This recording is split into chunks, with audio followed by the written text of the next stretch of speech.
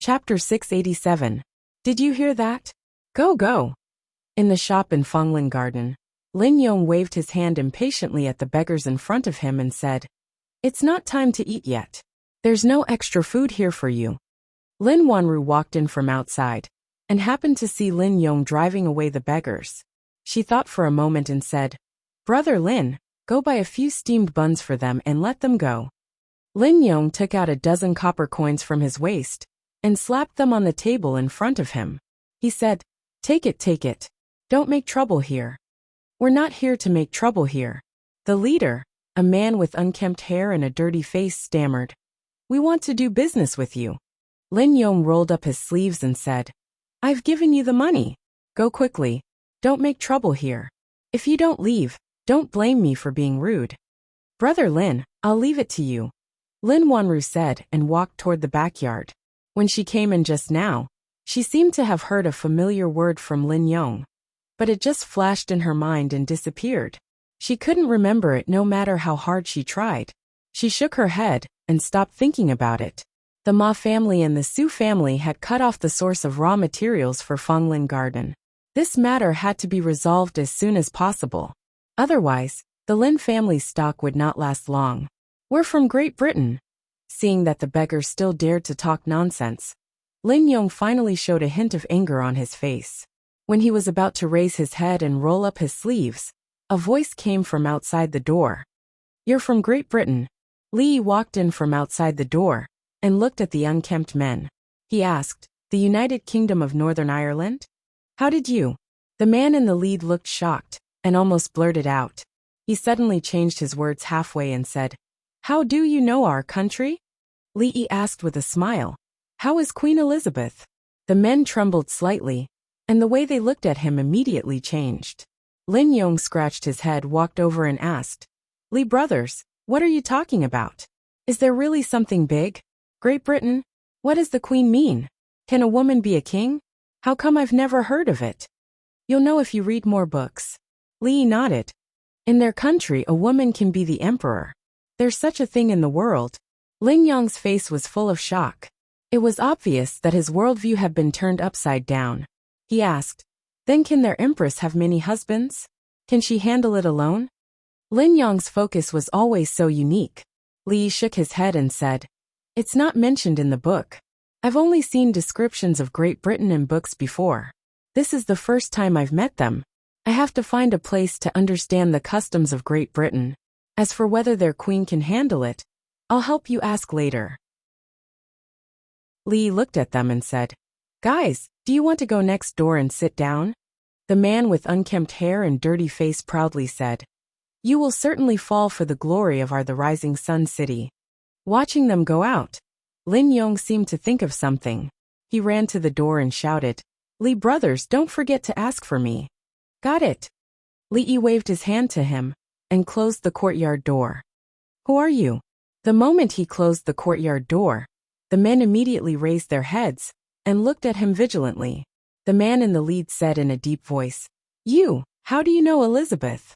All right, are you tired of talking like this?" Li waved his hand. He stretched one hand to his ear, and a thin layer of something was torn off his face. The man in the lead was stunned, and his face instantly showed surprise. He asked, "Young master, why are you here?" "Who are they?" Mississippi Lu came out of the house and looked at the several people in the courtyard. She held autumn water in her hand. "This subordinate greets the Union Lord." Several members of the Lu alliance saw her and immediately bowed. Their voices were loud and resounded throughout the courtyard.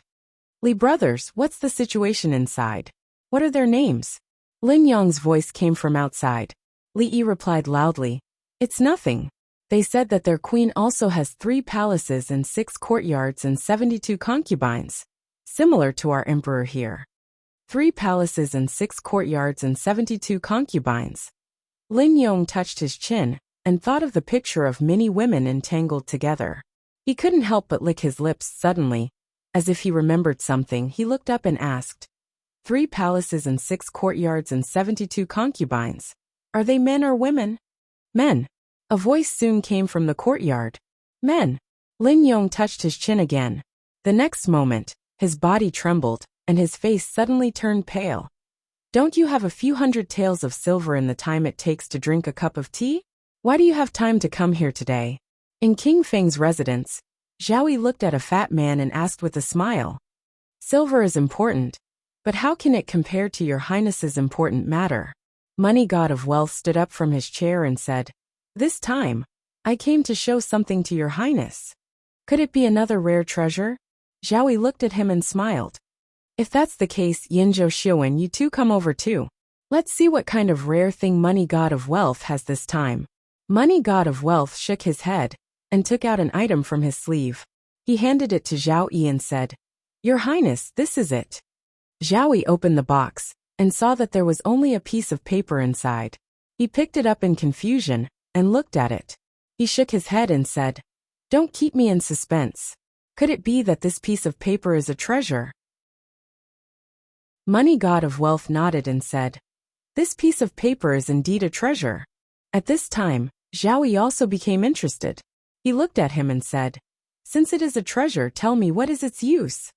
Money God of Wealth said slowly, Its use is to make Qi Kingdom free of corruption, and the government offices free of parasites. The officials are self-disciplined, the national treasury is full, and the whole world is clean. After being stunned for a while, Zhao Yi looked at him with a strange light in his eyes and asked word by word, Is this true? Money God of Wealth nodded and said, Yes. Zhao Yi waved his hand and said, Yinzhou Xiuwen, come over and have a look. Although Yang Yinzhou and Zhao Xiuwen were both well-known talents in Qi Kingdom, they also realized the importance of this piece of paper after Money God of Wealth's explanation. When it came to things like accounts, businessmen were more sensitive. Money God of Wealth is worthy of being called Money God of Wealth. Yang Yinzhou saluted him and said, If this method can be implemented, Money God of Wealth will take the lead. Is there really such a strange thing? It can make Qi Kingdom free of corruption, and the government offices free of parasites. The officials are self-disciplined, the national treasury is full, and the whole world is clean. As a voice came from outside the door, several figures came in from outside. The one walking in front was a young man in luxurious clothes. At this moment, he was looking at them with sharp eyes. His Royal Highness Prince Hung. First Prince. Money God of Wealth's face showed doubt, while Yang Yinzhou and Zhao Xiuwen's expressions changed slightly. I didn't know that you were coming. Zhao Yi didn't go out to meet you. I hope you don't take offense. Zhao Yi said slowly with a smile on his face. It's okay. The young man in luxurious clothes waved his hand and turned back to look at Money God of Wealth. He asked again, What you said just now, is it true? With just this piece of paper, you can completely wipe out the corrupt officials and restore Daqi to a clean country? Money God of Wealth glanced at Zhao Yi out of the corner of his eye. After a moment he nodded slightly. After temporarily sending away the foreign businessmen, when Li Yi walked back, Lin Wanru walked out of the shop. She still hadn't let go of something in her heart. She looked at him and asked, If the method of checking accounts is known, what will happen? Actually, it's nothing. Li Yi looked at her and said, At most, the situation will be unstable, the whole country will be in turmoil. Heads will fall, and blood will flow like a river. Chapter 688. I failed to stop the first prince and ruined your highness's plan. Please punish me, your highness. In a hall of the prince's mansion, more than 10 guards of King Feng's mansion knelt in a row. They looked extremely remorseful. The third prince, Zhao Yi, waved his hand and said, Get up. If my brother wants to force his way in, you can't stop him. Fortune God of Qian walked forward and said, Your highness, although the first prince took that piece of paper, what was recorded on it was very simple. Ordinary people couldn't understand it at all. I can write a more detailed version now. That's not the most important thing. Zhao Yi looked out of the window and pondered. After a while he said, Even if this method is effective in punishing corrupt officials, we can't be too hasty. We have to do it step by step and plan slowly. Otherwise, I'm afraid the disadvantages will outweigh the advantages. More than half of the imperial court will be involved. At that time, the situation will be out of control. Fortune God of Qian looked puzzled. Yang Yinzhou and Zhao Xiuwen nodded slightly. Corrupt officials had existed since ancient times, and there was no end to them. There was no end to them. Even though the Qi kingdom was powerful, there were many corrupt officials regardless of whether it was the central government or the officials of the various regions. If they were to carry out a drastic reform, it would definitely implicate countless people. It was unknown how many people would lose their lives. This would cause the people to panic and the political situation to become unstable. This was not their goal. This method could only be used gently. If it was done too hastily, there would be extremely serious consequences. But the first prince has always been eager for quick success and benefits. This time he won't let it go easily. Those censors are also stubborn. This time, he left the capital to supervise the various prefectures. With this method, he will be like a tiger that has grown wings. Zhao Xiuwen paced in the hall and said slowly, he has always seen Feng province as a thorn in his side. This time, he has bad intentions. He will definitely start with Feng province. Your Highness, you must be careful. Zhao Yi rubbed his right thumb and index finger gently. After a while he turned to look at Yang Yanzhou and said, Yanzhou, what do you think? Yang Yanzhou thought for a while and said, this is a rare opportunity for the first prince. Isn't it the same for us? He raised his head and said again, the first prince has always been eager for success. This time, he will definitely make things difficult for your Highness.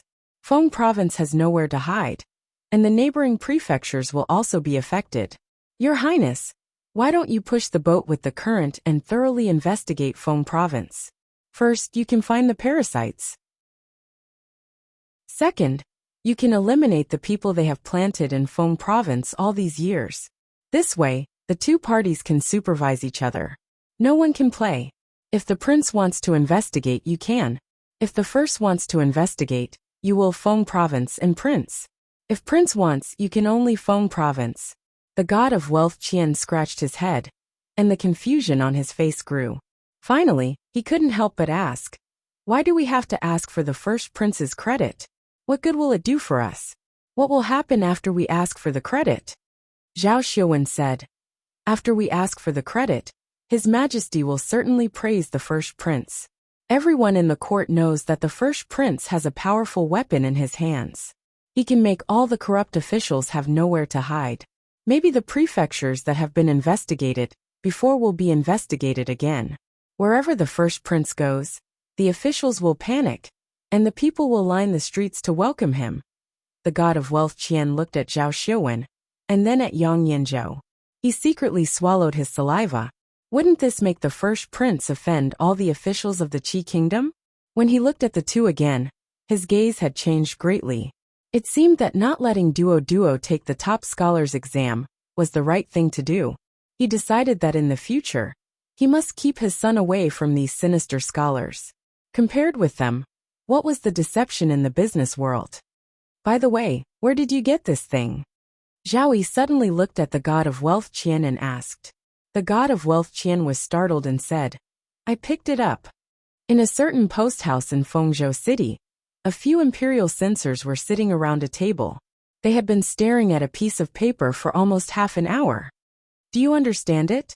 The young man in luxurious clothes asked as he walked in with his hands behind his back. One of the censors lowered his head and said, Your Highness, the things recorded on this piece of paper are messy and unorganized. I really can't understand it. The young man in luxurious clothes frowned and asked, No one understands it. All of these censors were knowledgeable and talented, but they couldn't even compare to one of Zhao Yi's subordinates. This made him slightly angry. He thought for a moment and said, Go and find out who the fat man in King Feng's mansion is. The god of wealth Qian walked out of King Feng's mansion with a gloomy face. The treasure that he wanted to present to the third prince had been taken away halfway. He was naturally depressed. However, this person who came out of nowhere was someone that even the third prince could not afford to offend. He could only swallow his anger. Are you the god of wealth Qian? When he was about to reach the gate of the Qian mansion, two people suddenly flashed out from the side. The god of wealth Qian was startled. Seeing the cold faces of the two people, he looked at them in confusion and said, Who are you? Why are you looking for my brother? The two people were stunned and asked, The god of wealth Qian is your brother? Yes. The god of wealth Qian nodded and asked, Why are you looking for my brother? I'll go in and help you call him out. After that, he walked toward the gate of the mansion. He had just taken 2 steps, when another figure walked out from the side. He could clearly see that this person was the one who had been following the first prince. The person looked at him and said lightly, The first prince wants to see you. Come with me. The god of wealth Qian's expression changed and said, Why is the first prince looking for me? The person waved his hand. You'll know when you get there. Are you the god of wealth Qian? The well-dressed young man looked at the fat man in front of him and asked with a smile. The god of wealth Qian immediately bowed and said, I don't deserve to be called the god of wealth Qian Duo. Greetings, your highness. I wonder why you summoned me here. The first prince picked up the piece of paper and said, Did you really create such a wonderful method? The god of wealth Qian looked up and said, It's just some petty cleverness. It's not elegant. Your highness, you flatter me. You don't have to be modest. It's not petty cleverness. The first prince smiled and said, I was worried about how to clean up the country's vermin. This method is of great use to our Qi kingdom. You should take the lead. When I return to the capital, I will ask for your merit in front of the emperor. The god of wealth Qian was stunned, and then his face turned pale. He immediately said, Your highness, please don't. It's my honor to be able to solve your highness's worries. I can't take credit for it. Otherwise, I'm afraid that I won't be able to sleep at night because of fear. If all the corrupt officials knew that this thing was made by him, they would indeed not be able to sleep peacefully in the future. The god of wealth Qian said sincerely, All this is the credit of your highness. I'm very satisfied to be able to do something for your highness in silence behind your back. The first prince, Zhao Zheng, looked at him, nodded with satisfaction and said, You are a smart man who knows how to adapt to circumstances. He had thought that it would take more effort to persuade him to switch to him. He didn't expect that the god of wealth Qian was so sensible. Zhao Zheng was very comforted. I was ordered to supervise all the states and prefectures, and it takes time and effort to check the accounts. This time, you have helped I a lot. You can rest assured that I will not treat anyone who has made great contributions unfairly. As long as you do your best to do things for I, you will enjoy endless glory and wealth in the future. The god of wealth Qian's face was full of fear and trepidation. He bowed and said, Thank you, your highness. Zhao Zheng nodded, handed him the piece of paper and said, Go and tell them in detail how to use this method. Yes, sir. The god of wealth Qian nodded, picked up the piece of paper, and walked over. At the gate of King Feng's mansion, Yang Yinzhou and Zhao Xuan walked out. When they walked down the steps, Zhao Xuan suddenly turned his head and asked, Yinzhou, do you think the god of wealth Qian will make any mistakes? Yang Yinzhou shook his head and said, Don't underestimate that old fox. Chapter 689. This is actually very simple. As long as you remember that there is an input and an output, the cumbersome accounts will become simple. You can save a lot of time and reduce the possibility of miscalculation. Fortune god Qian explained very seriously and in great detail. He talked incessantly. His saliva sprayed on the face of an imperial censor, but the censor didn't bother to wipe it off, for fear of missing any important steps. Although they were still full of contempt and contempt for the merchants, the first prince attached great importance to this matter, so they naturally had to pay attention to it. Your Highness, I will leave first. After half an hour, Fortune god Qian cupped his hands and bowed to Zhao Zheng. Zhao Zheng nodded and said, Thank you for your hard work. You can leave now. Don't worry. I will treat you well in the future. After Fortune god Qian left, an imperial censor came forward and bowed. Congratulations, Your Highness. With this wonderful method, you will definitely make some achievements to satisfy His Majesty and the court officials. God is helping me. Zhao Zheng smiled and said, You should familiarize yourselves with each other first. Tomorrow, we will start from Fengzhou. Everyone's faces showed joy. Before they came to Fengzhou, they had some plans. Now that they had such a wonderful method, it was like God was helping them. It would be much easier and more convenient to do things. They would make great achievements in Fengzhou. Not only could the first prince shake the third prince's layout and arrangement in Fengzhou, but they could also get enough political achievements. It was really killing two birds with one stone. Bah! Fortune god Qian walked more than 10 steps out of the courier house. The panic on his face disappeared. He spat to the side and whispered, "Do you think it is so easy to take advantage of me?" Somewhere in Fengzhou, 15 people stood in 2 rows in a room. They cupped their hands and said, "Greetings, chief." The people that Lu Meng arranged to sell colored glaze were divided into groups of 15. 5 of them were in the open and disguised as foreign merchants.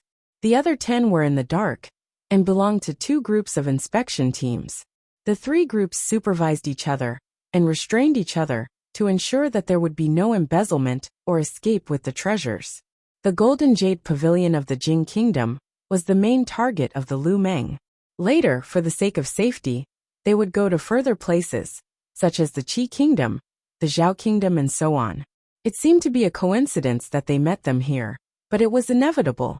A middle-aged man said in surprise, "On our way here, we also got the news from the brothel.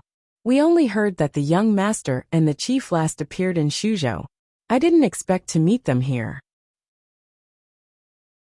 Li looked at him and asked, "Are there only 15 of you who have come to the Qi Kingdom?" "For now, we are the only team." The middle-aged man nodded and said, "Young master, alliance master, should we go back immediately?" Li glanced at Mississippi Lu and said, "There's no hurry. The most important thing now is to send the news back to the capital. We need someone to go back first. We'll set off immediately." To some extent, this place was safer than Shuzhou. After all, Fengzhou was too far from the capital. What's more, they had to pass through Shuzhou. If there were only 15 people, there was no guarantee that nothing would go wrong. A month ago, the news from Shuzhou had been sent back. Rui and the others should have received the news by now and made some arrangements. What they needed to do now was to get in touch with them first, and then wait. At most, in a month, Mississippi Lu's body would be much better, and there would be no more worries in Shuzhou. "I'll write a letter first and ask someone to send it all the way back. Get in touch with the brothel in Shuzhou, and pay attention to the news from Shuzhou. Don't forget the important thing. After you go out of this door, you are foreign merchants." Li gave a few instructions. After a while, a man came out of the inn with a horse.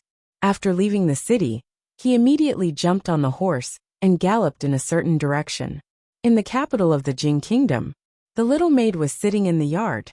When she saw a figure coming out of the house, she hurriedly stood up and ran over to say, "Miss, be careful. I'll help you." Rui shook her head and said, "It hasn't been long. Miss is not so delicate." The little maid shook her head and said, "The old granny said that you have to take care of yourself now. What do you want to eat today? I'll make it." Rui touched her head and said, "You've been busy these days. Take a rest. Just tell the kitchen to do these things." "No." The little maid shook her head like a rattle drum and said, "Miss, the baby will grow better if you eat better." She leaned her head over and listened carefully. She asked, "When can I see the baby?" Rui thought for a moment and said, "Probably in the winter of this year." "In the winter? The son-in-law should be able to come back," the little maid murmured as she looked up at the sky outside the courtyard walls. At a certain moment, the door to the courtyard was suddenly pushed open. Old Feng ran in with a happy expression. He panted heavily and said, "Young miss, there's news about the son-in-law and the second young miss." Feng bent over and panted as he said, "The brothel." The news came from the brothel. "The son-in-law and the second miss are in Shuzhou." Shuzhou. The little maid clenched her fists and murmured. A smile appeared on Rui's face. She said, "Send someone to the Li family first, and tell the old granny this news. Send someone to the crown prince's residence as well. And a few of the general's residences. And," she lowered her head and said softly, "Willow Lane. Go personally." The entire Li family was thoroughly stirred up because of a certain piece of news. Fast horses galloped out of the mansion, turning into wisps of smoke and dust as they scattered in all directions. In the Li manor, the old granny knelt in the temple with tears in her old eyes. In the Shui manor, several old generals drank to their heart's content and started fighting as they drank. What did you just say? Say it again. In the Crown Prince's residence, after listening to a guard's report, Li Xian, who was drawing some kind of diagram, suddenly stood up. Only a few words echoed in the room. Willow Lane was as peaceful as ever.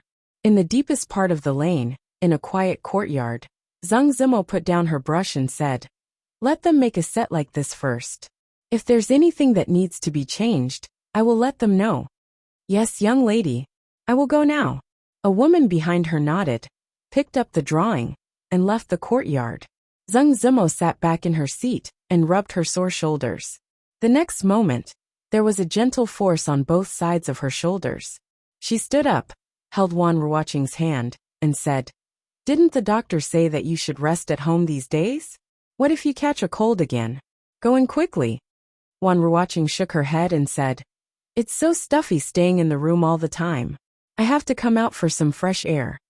"Then you sit here. I will go in and get some clothes for you." Zhang Zimo pressed her down and turned to walk into the room. There was a knock on the door. Xiao Chui, who was washing clothes in the corridor, quickly ran over and opened the door. She asked with a smile, "Uncle Fong, you haven't been here for a long time. What's the matter?" Lao Fong walked in and walked up to Wan Ruoqing. He said, "There's news about the son-in-law. He should be in Shuzhou now. We'll send someone to pick him up right away." Wan Ruoqing slowly stood up. At the door of the room, the thin shirt in Zhang Zimo's hands gently fell to the ground. At the palace gate, the guards on the palace wall looked down and shouted, "Who goes there?" Below the palace walls, a person nimbly dismounted from his horse and tossed a waste token onto the wall. "Urgent report from the Intelligence Bureau. I must see His Majesty immediately."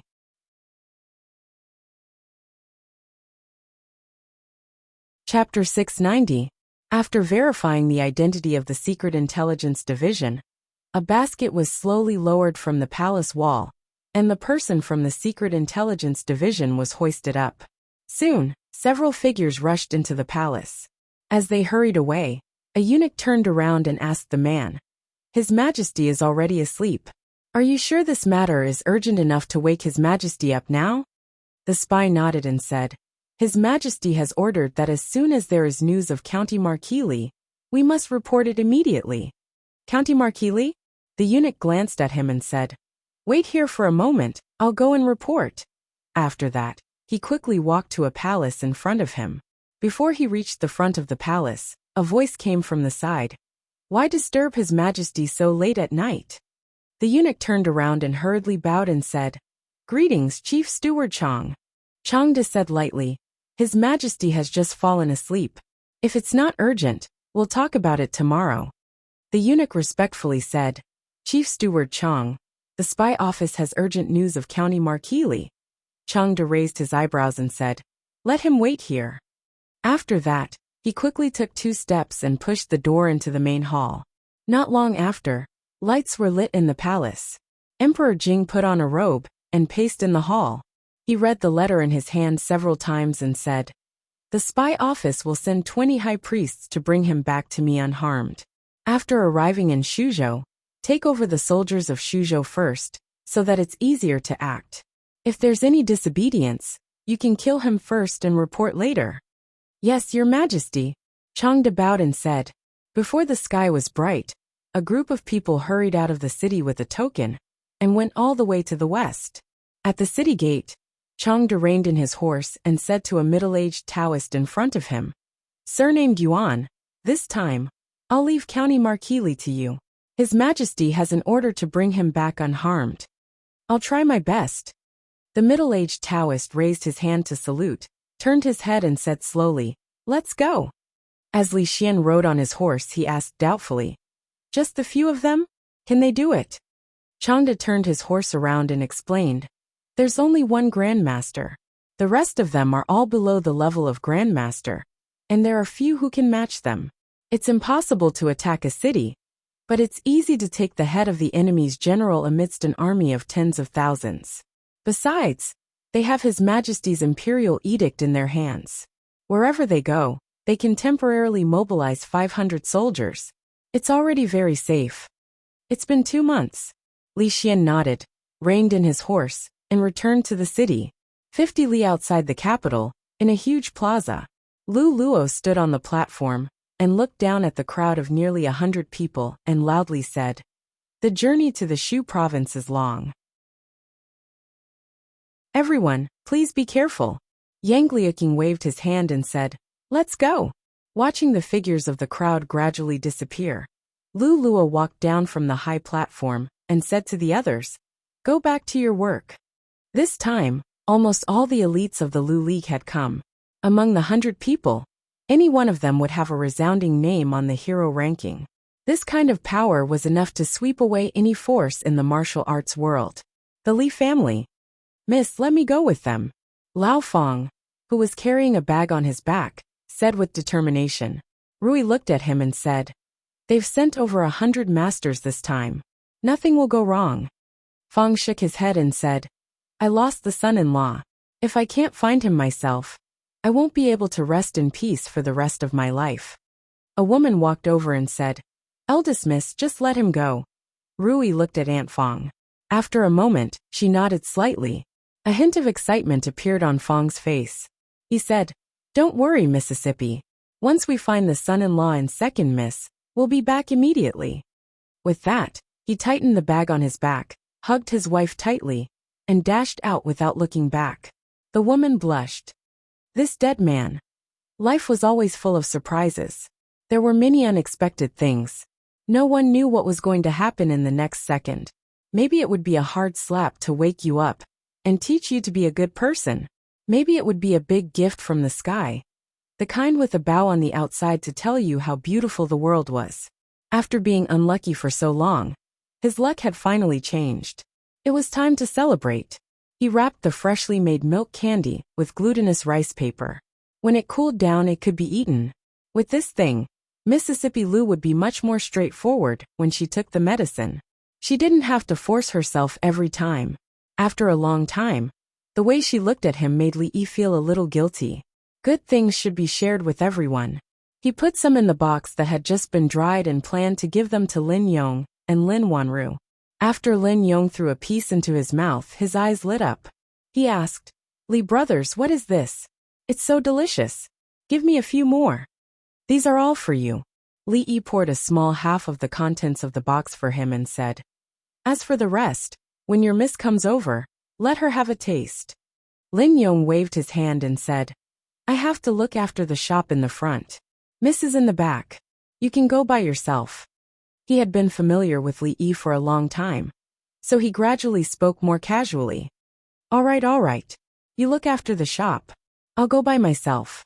Li Yi waved his hand and walked to the room in the backyard. In the yard, he saw Lin Wanru writing something at the table. Li Yi knocked on the door and walked in. He put the box on the table and said, "I just made it. Try it." Lin Wanru looked at him, picked up a piece and put it in her mouth. She nodded slightly and asked, "Is Miss Lu feeling better?" "Much better." Li Yi nodded. He saw the words "by family" and "Su family" written on the paper in front of her. There seemed to be some numbers behind them. He thought of something and asked, "What's wrong? Haven't you solved the problem of the raw materials?" Lin Wanru shook her head and said, "We haven't reached an agreement with the Su family and the Ma family. Raising the price by 10% should be their first step. If we agree, I'm afraid they will immediately ask for more. As for the Bai family, I'm just like them." Li Yi looked at her and asked, "What are you going to do?" Lin Wanru said, "Find someone else to cooperate with. If Fonglin Park doesn't pick up the goods from the three families, the jewelry shops in Feng Province won't be able to handle the goods from the three families. When that time comes, they will be anxious." Li Yi thought about it and said, "Speaking of this, I know a few friends who might be able to solve your problem." Lin Wanru looked up at him and asked doubtfully, "You have friends in Feng Province?" "I just met them." Li Yi looked at her and said, "I should have mentioned to you before that there is a country called Great Britain that is rich in colored glaze and has no shortage of jewelry. I happened to meet a few foreign businessmen from Great Britain yesterday. I'll help you ask if they have the goods and if they are willing to cooperate with you." Lin Wanru stood up and looked at him. "Then I'll have to trouble you. Li waved his hand and said, "We're on the same side. It's what I should do." Lin Yong leaned against the door of the shop and took out a milky white lump from the box. He threw it into the air and caught it with his mouth. His eyes wandered, and he wondered what the Queen of Great Britain's 3 palaces and 6 courtyards looked like. On the street, an extremely slovenly old man with worn-out clothes and messy hair took out a small porcelain bottle from his bosom. He poured out a pill from it and threw it into his mouth. His brows instantly furrowed. He hurriedly took out a cloth bag from his arms. When he opened it, he saw that it was empty. His face changed involuntarily. The sloppy old man sighed, and a look of frustration and confusion appeared on his face. He had lost the person and the candy, although the antidote could last for a long time. If he couldn't find the person, he would still end up the same. It was just a matter of time. Should he continue to search like a headless fly in the Qi kingdom, or should he return to the Jing kingdom and wait for news? This was a difficult question. Suddenly, as if he smelled something, he sniffed and quickly turned his head to look in a certain direction. A man was leaning against the door of the shop. He was bored to death, throwing something white into the air and catching it with his mouth. Lin Yong was still absent-mindedly repeating the action just now. However, when he habitually closed his mouth this time, he found that the sweet thing did not fall into his mouth. He actually wasted one. He shook his head in disappointment and threw another one. Still nothing. When he threw the third candy, Lin Yong finally realized something. He lowered his head and saw an extremely sloppy old man standing in front of him. The old man was currently putting a candy into his mouth.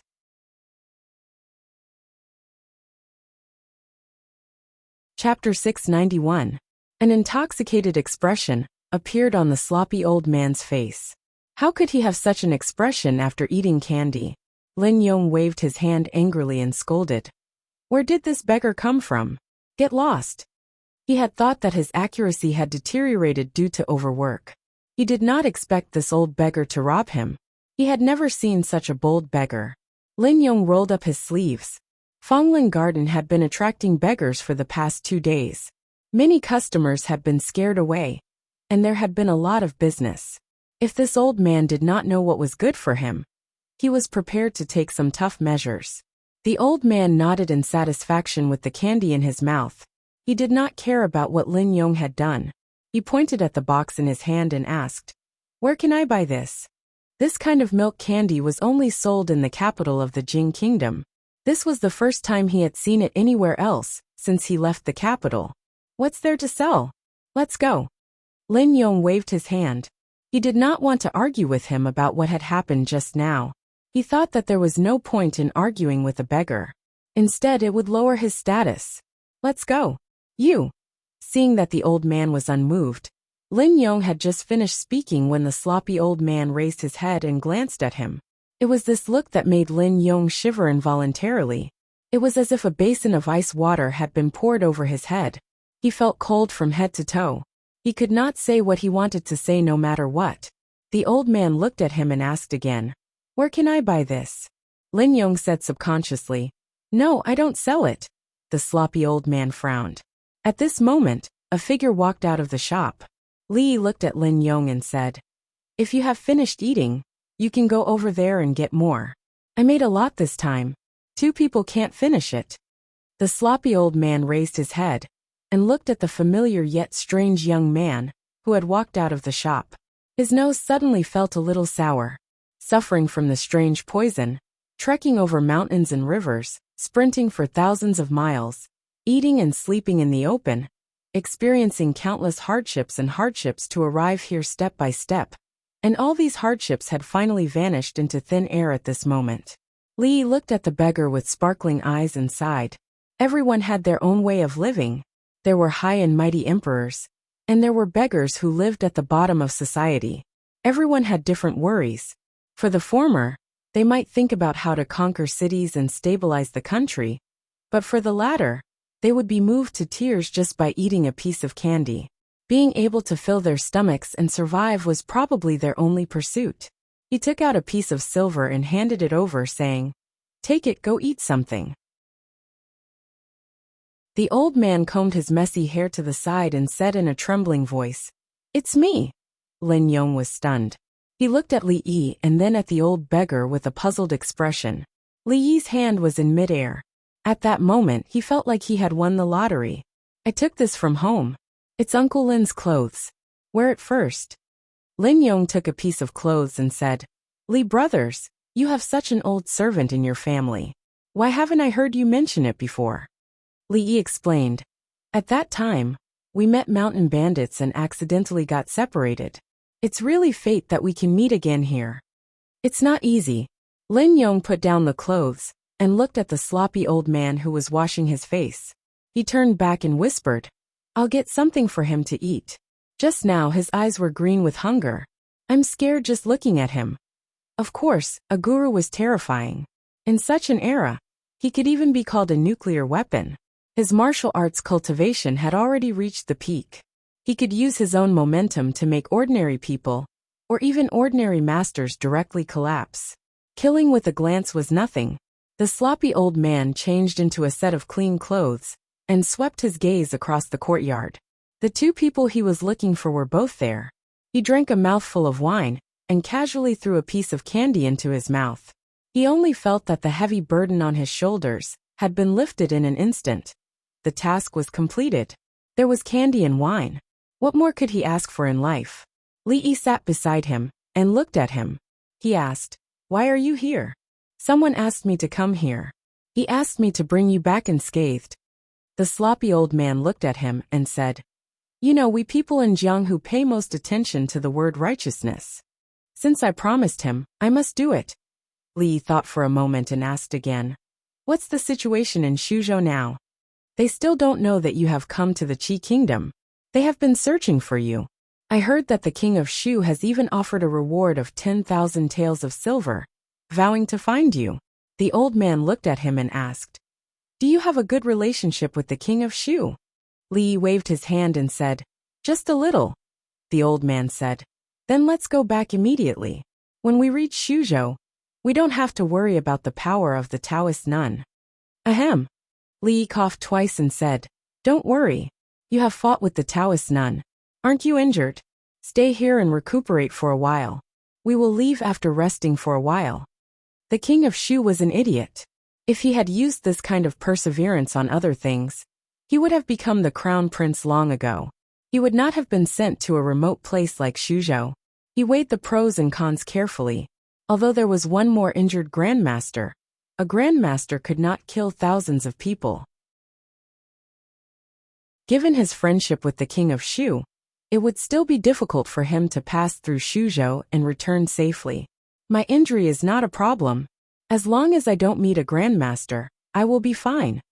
The sloppy old man clapped his hands and said, "You should pack up first and set off early to avoid more trouble." Li Yi stood up, looked at him and said, "You should recuperate first. What if your injury worsens? Your health is the most important. I will find a place for you in the inn next door. You can stay there first. This matter is settled." One could not be too selfish. It was not easy for the old man to travel thousands of miles. He had just had a chance to rest, but he had to torture him again. If he really did this, was he still human? The sloppy old man watched him walk out of the yard. The expression on his old face was a little stunned. After a while, it became a little complicated. In Fenglin Garden, Lin Wanru put down her pen and looked at Li Yi and asked, "How do you plan to settle that old man?" Li Yi said, "Let him stay in the inn next door." It was not easy for the old man to come all the way here. "If there is any difficulty, you can tell me." Lin Wanru nodded, looked up at him, and asked, "The foreign merchants? I've already negotiated with them." Li Yi smiled and said, "They are also in urgent need of money. They have a lot of jewelry, which was brought from the Jing Kingdom. I can provide them to you directly. The price is negotiable." Lin Wanru thought for a while and said, "If the jewelry has been shaped, I'm afraid the price will not be low." Li Yi waved his hand and said, "You don't have to worry about that. I heard from these foreign merchants that their former shopkeeper owed hundreds of thousands of taels of silver for eating, drinking, whoring, and gambling. He ran away with his sister-in-law and didn't even pay them their wages. They were forced to take these jewels and sell them cheaply. The original price of 1,000 taels of silver can now be bought for 300 taels of silver. The price won't be too high, and even your labor fees will be saved. Really? Lin Wanru raised her head, and her beautiful eyes lit up. Really? Li nodded. If those goods were converted into taels of silver, it would be inconvenient to carry them. Silver notes could only be exchanged in the Qi Kingdom. If they wanted to go back, these things would be a burden. So he simply did her a favor.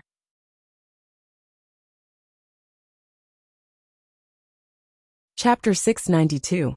If that's true, that would be great. Lin Wanru shook her head and said, "It's just that. He actually eloped with his wife's sister. That shopkeeper's character is too despicable. It's best not to make wild guesses if you don't know the truth." Li shook his head and said, "Maybe he had no other choice, or maybe he was just wronged or misunderstood." Lin Wanru waved her hand and said, "Heartless men are not worth discussing. Let's talk about the cooperation with those foreign merchants." "No, how is he heartless?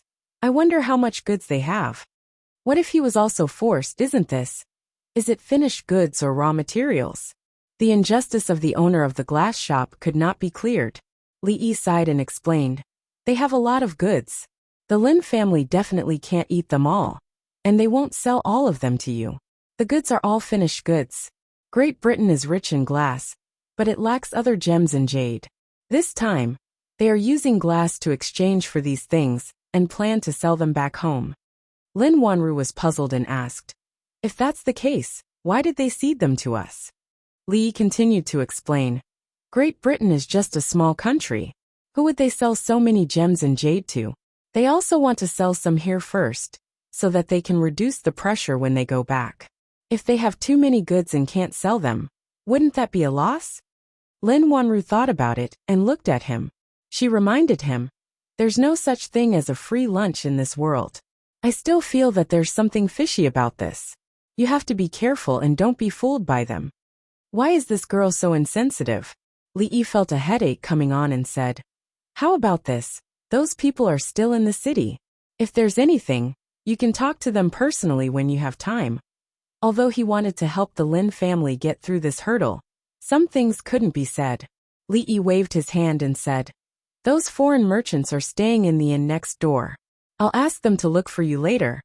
As he walked out of Fragrant Forest Park, Li suddenly realized something. That night, Lin Wanru accidentally left the paper with the debit and credit bookkeeping method in the Qian family. It was picked up by the god of wealth, but he didn't know whether he understood it or not. Thinking about it carefully, it was just a simple example. The possibility of an ordinary person understanding it was not high. Even if they were really enlightened, it would not cause much of a stir when used for a small-scale audit. What I'm afraid of is that not only does he understand it, but he also becomes patriotic and wants to eliminate the traitors for the country. He wants to return the world to a bright and clear sky. Then, when he presents this method, he happens to meet an upright official who wants to make a great contribution and use it to carry out the anti-corruption work. It's like fighting flies and tigers at the same time. If that was the case, there would be a good show to watch. Although this possibility was indeed pitifully small, if any part of it was missing, it would not have the desired effect. However, there was no show to watch. He wasn't so bored that he had to harm the third prince Zhao Yi. After all, the third prince had treated him well. If it wasn't for the jade pendant, Mississippi Lu's body would not have recovered so well. If one did too many ungrateful things, there would be retribution. What a pity. Li sighed and walked out of the door of the shop. Today was an extremely ordinary day for the people of Feng Province. Most people were busy making a living as usual. However, some officials in the city could not help but be on tenterhooks. This time, the eldest prince personally led many imperial censors and 500 personal guards to inspect the area on behalf of the emperor. Every time they arrived at a place, they would stay for a few days to listen to the public opinion and inspect the local officials. They had the power to dismiss officials below the 6th rank. If the officials above the 6th rank had committed a serious crime, they could be detained and brought back to the capital. Feng Province was the third prince's fief. Everyone knew about the relationship between the eldest prince and the third prince. This was a once-in-a-lifetime opportunity. The eldest prince would certainly not let it go easily. The officials of Feng Province had to pray for their own good fortune. Have you all figured out the method? The eldest prince, Zhao Zheng, looked at the imperial censors in a temporary guest house in Feng Province and asked. The imperial censors replied in unison. Your Highness, we have figured it out. Zhao Zheng nodded and said, This time, we have been ordered by His Majesty to supervise the prefectures. We must act in accordance with the law. We must not disappoint His Majesty and the people of Deqi. Go. Everyone complied. As they walked out of the guest house, they saw more than 10 figures in front of them. An official who was walking in front of them cupped his fists and said, I have been ordered by the third prince to assist you. Sirs, please. The imperial censors looked at each other and did not know what to do. Suddenly, the eldest prince's voice was heard from behind. Speaking of which, the third imperial brother's people are indeed more familiar with Feng Province. Zhao Zheng walked out and said with a smile, Remember to thank the third imperial brother for me when you go back. After everyone had left, an accompanying official came forward and said with a frown, Your Highness, the third imperial brother clearly does not trust you.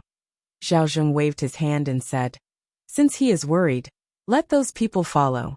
I am only acting on orders. It is good that the officials of Feng Province are safe. If something happens, I believe the third imperial brother will not protect them. Otherwise, he smiled and waved his hand, saying, Let's go and have a look. I am also very curious about what is so special about Feng Province. In the central pavilion in the back garden of King Feng's mansion, the middle-aged man held a black chess piece in his hand. After thinking for a long time, he placed it on the chessboard. He looked up at the young man opposite him and said, They should have left by now. Zhao Yi held the white chess piece and quickly placed it on a spot. He casually asked, Who in the capital will be unhappy this time? The middle-aged man picked up another black chess piece, but was not in a hurry to place it down. After thinking for a while, he said, The accounts of the mansion have already been thoroughly checked overnight. There are indeed some loopholes in some places. The one in question is the nephew of the Minister of Revenue. Zhao Yi sighed softly and said, If I remember correctly, Minister Zhou of the Ministry of Revenue has no children. He only has this nephew. When he came to Feng Province, he asked I to take care of him. I plan to transfer him back to the capital in the future. This time, I am afraid that I will have to break my promise. Your Highness, there is no need to be like this. The middle-aged man placed a chess piece down and said, He can only blame himself for being too greedy. The amount of money he has embezzled is too large. Presumably, the supervising imperial censors will not let it go so easily. Speaking of which, it is my fault as the provincial governor. Tomorrow, I will send a memorial to the capital. If it wasn't for the great prince, I'm afraid there would have been even more serious losses. I must put in a good word for the great prince in front of His Majesty. Zhao Yi placed a white chess piece down and said with a smile, I'm afraid the yamen is in a mess right now. You, the provincial governor, are playing chess with I. You should go back quickly. How about we end this game here? The middle-aged man looked at the chessboard and shook his head. He smiled bitterly and said, Thank you, Your Highness. If we continue, I will immediately lose. He stood up, cupped his hands in a salute and said, I will take my leave. At the same time that the middle-aged man walked out of the mansion, an imperial censor came out of the Feng Prefecture Yamen. With a serious expression, he read out a few names and waved his hand at the soldiers behind him. Take them all away. A few of the officials who were standing in a row immediately broke out in a cold sweat. Their faces were ashen. One of them could not help but be frightened and collapsed on the ground. The rest of the people looked at each other and could not hide the shock on their faces. The imperial censors sent by the imperial court this time were completely different from before. They were able to find these people so easily and decisively, without any sloppiness. On the second day of his arrival in Feng Province, the great prince had already expressed his attitude. Seeing their colleagues, who had been joking with them in the morning, being taken away at this moment, and some of them might not even be able to see them again in the future. Everyone had different expressions on their faces. Their hearts were extremely complicated. His Excellency has been taken away. Quickly, send a letter to the capital. It is said that the first prince has a wonderful method that can make all the corrupt officials have nowhere to hide. We need to be vigilant about this. We have to report this to His Excellency quickly. This is extremely urgent.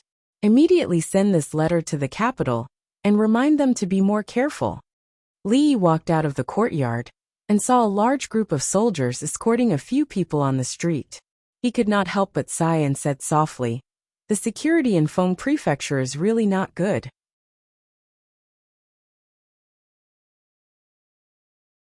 Chapter 693.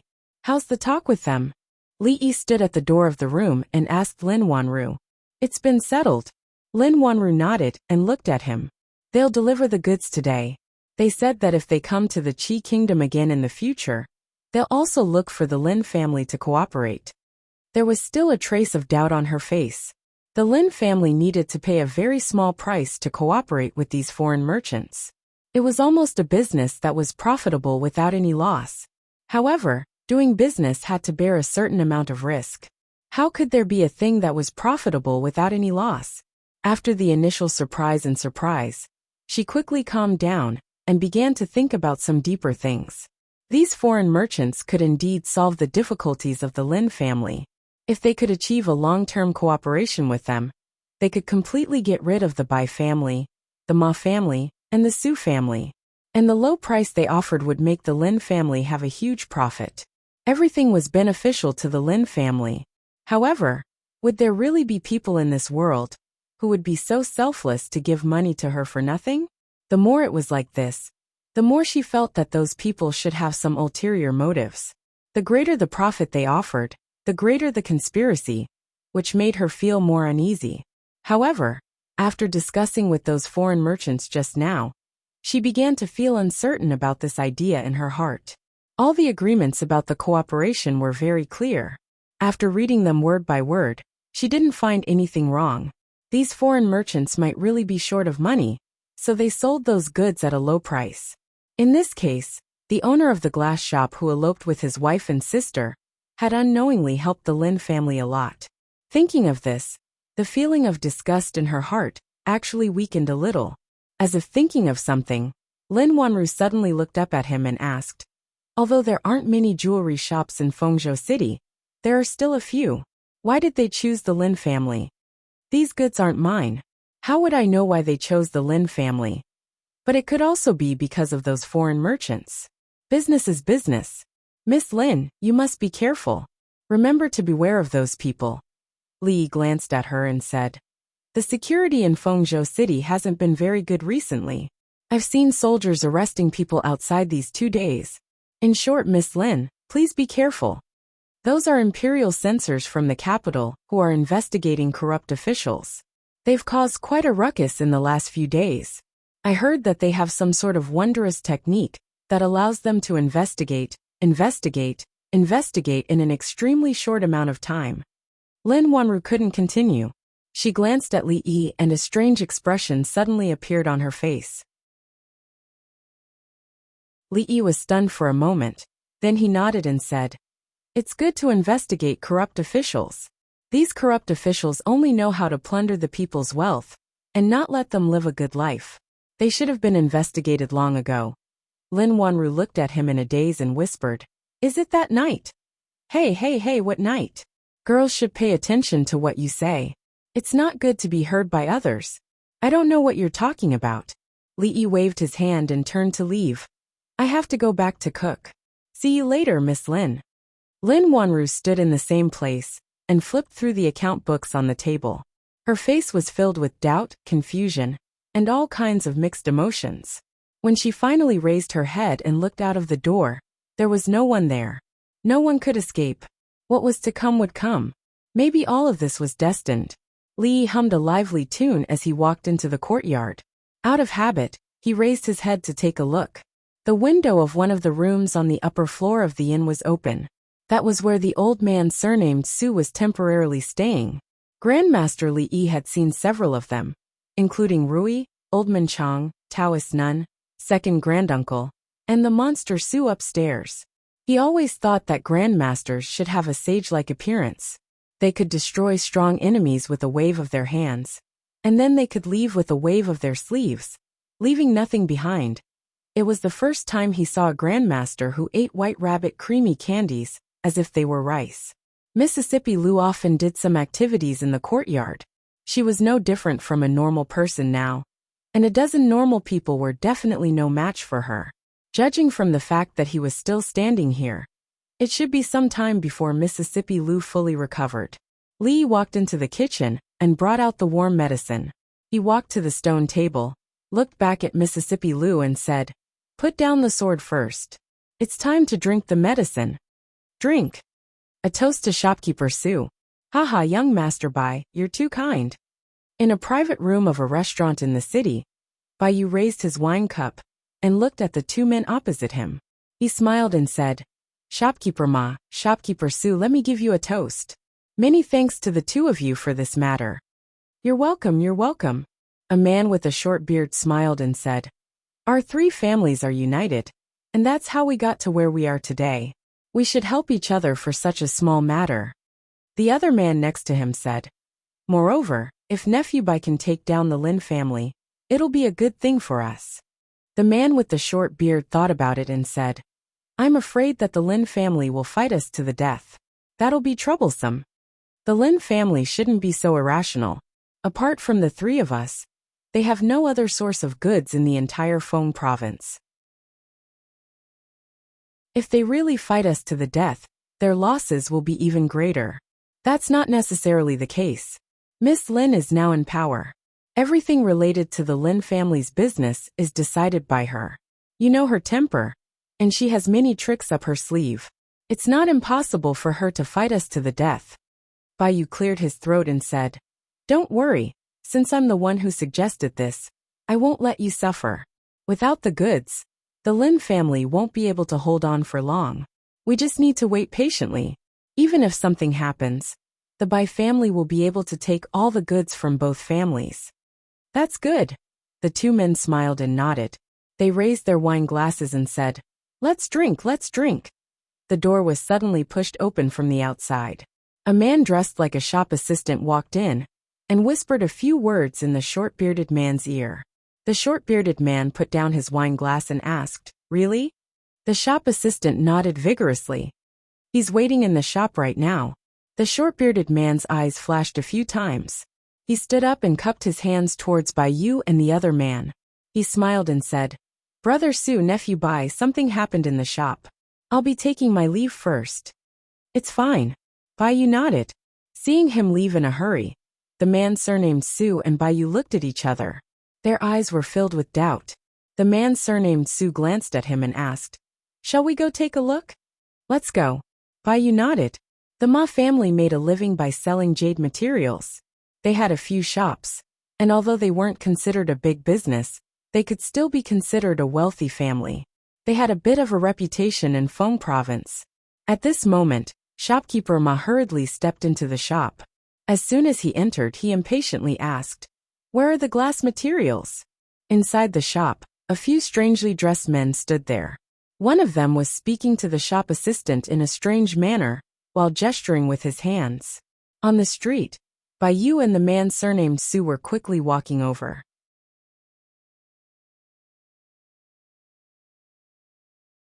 Chapter 694. The strangely dressed man casually took out a piece of green transparent irregular object and said, "These colored glaze materials are all real. You can inspect them and ask someone to process them. It won't take much effort to make a good colored glazeware. If we weren't in urgent need of silver, we would definitely process them ourselves and not sell them to you." The shop assistant looked at him with a puzzled face and asked, "You didn't speak like that just now."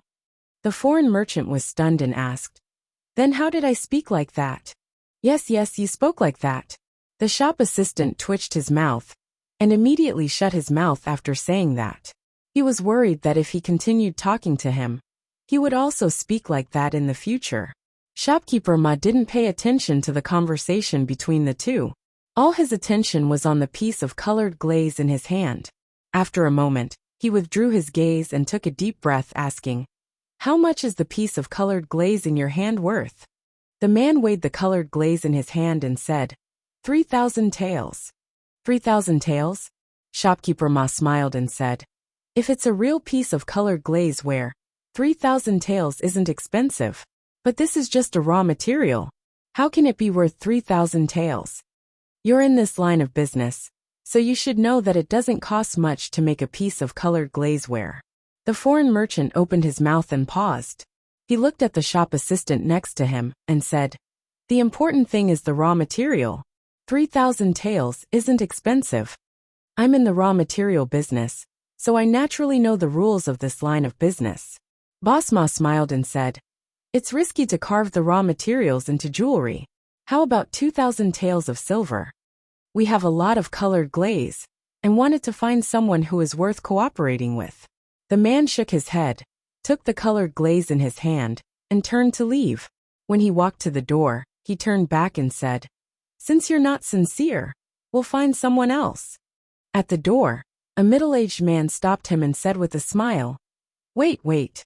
Our Su family is also in this line of business. 3,000 taels it is. The price is negotiable. Can I have a look at this piece of colored glaze first?"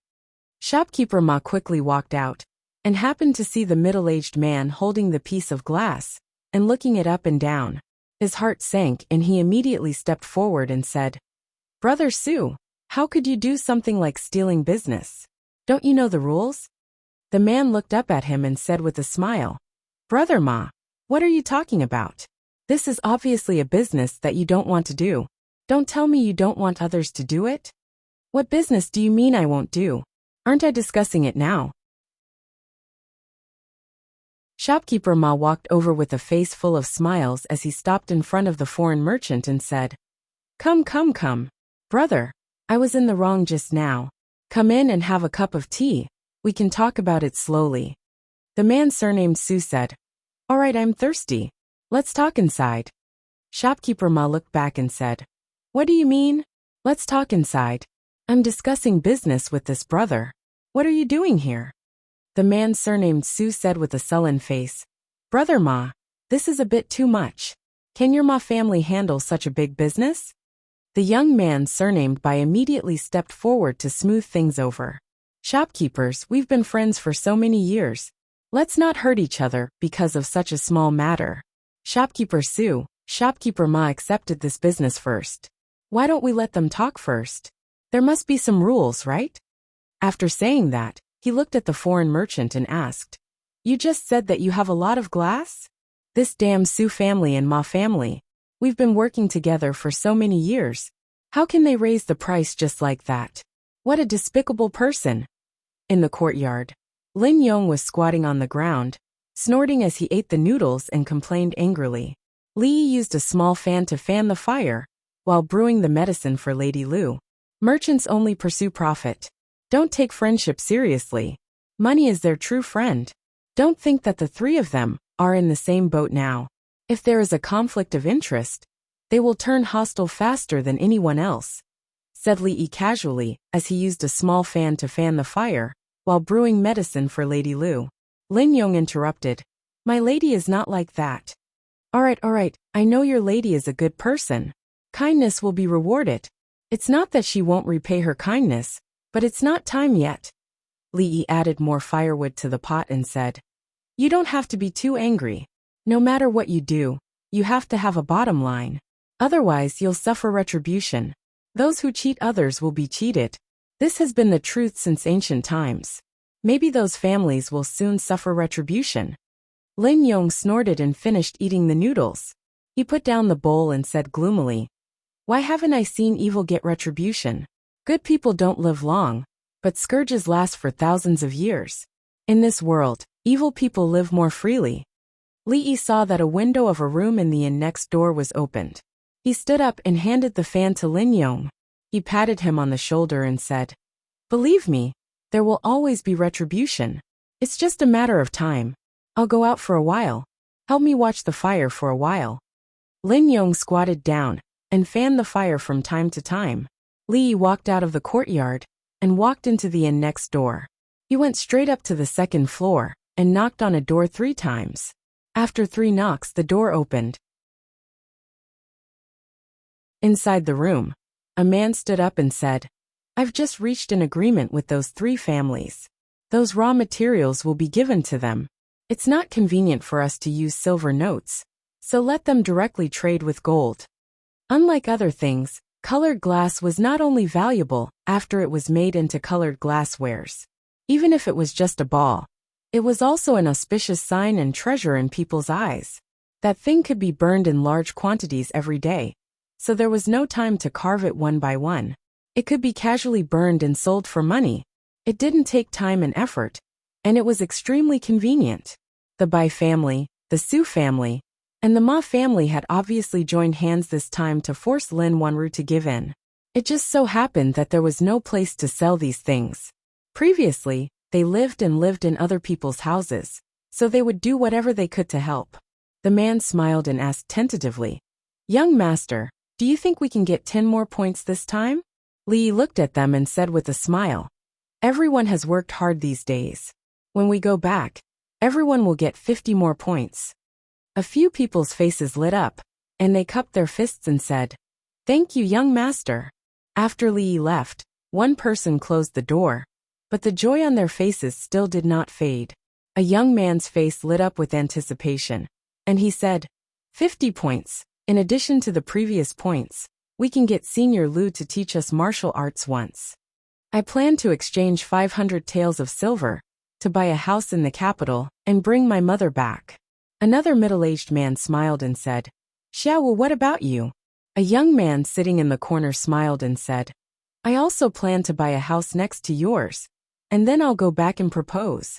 Xiao has already waited for me for 3 years, but that old guy didn't agree. This time, I'll go back and smash him to death with silver." "Haha, you're ambitious." The conversation in the room was limited to this small space.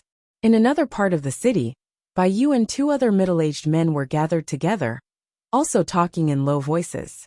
Bai Yu looked at the 2 of them and said, "This is a big business, and only our 3 families can handle it.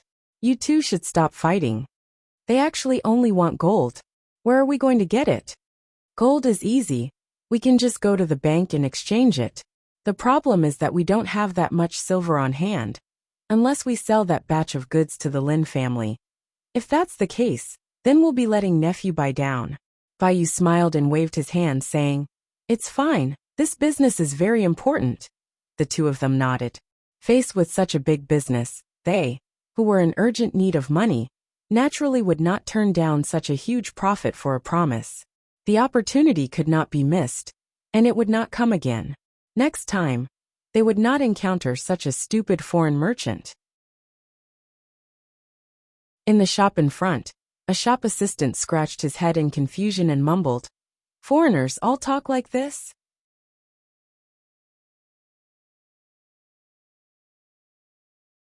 Chapter 695. The city of Feng Province was in a mess these days.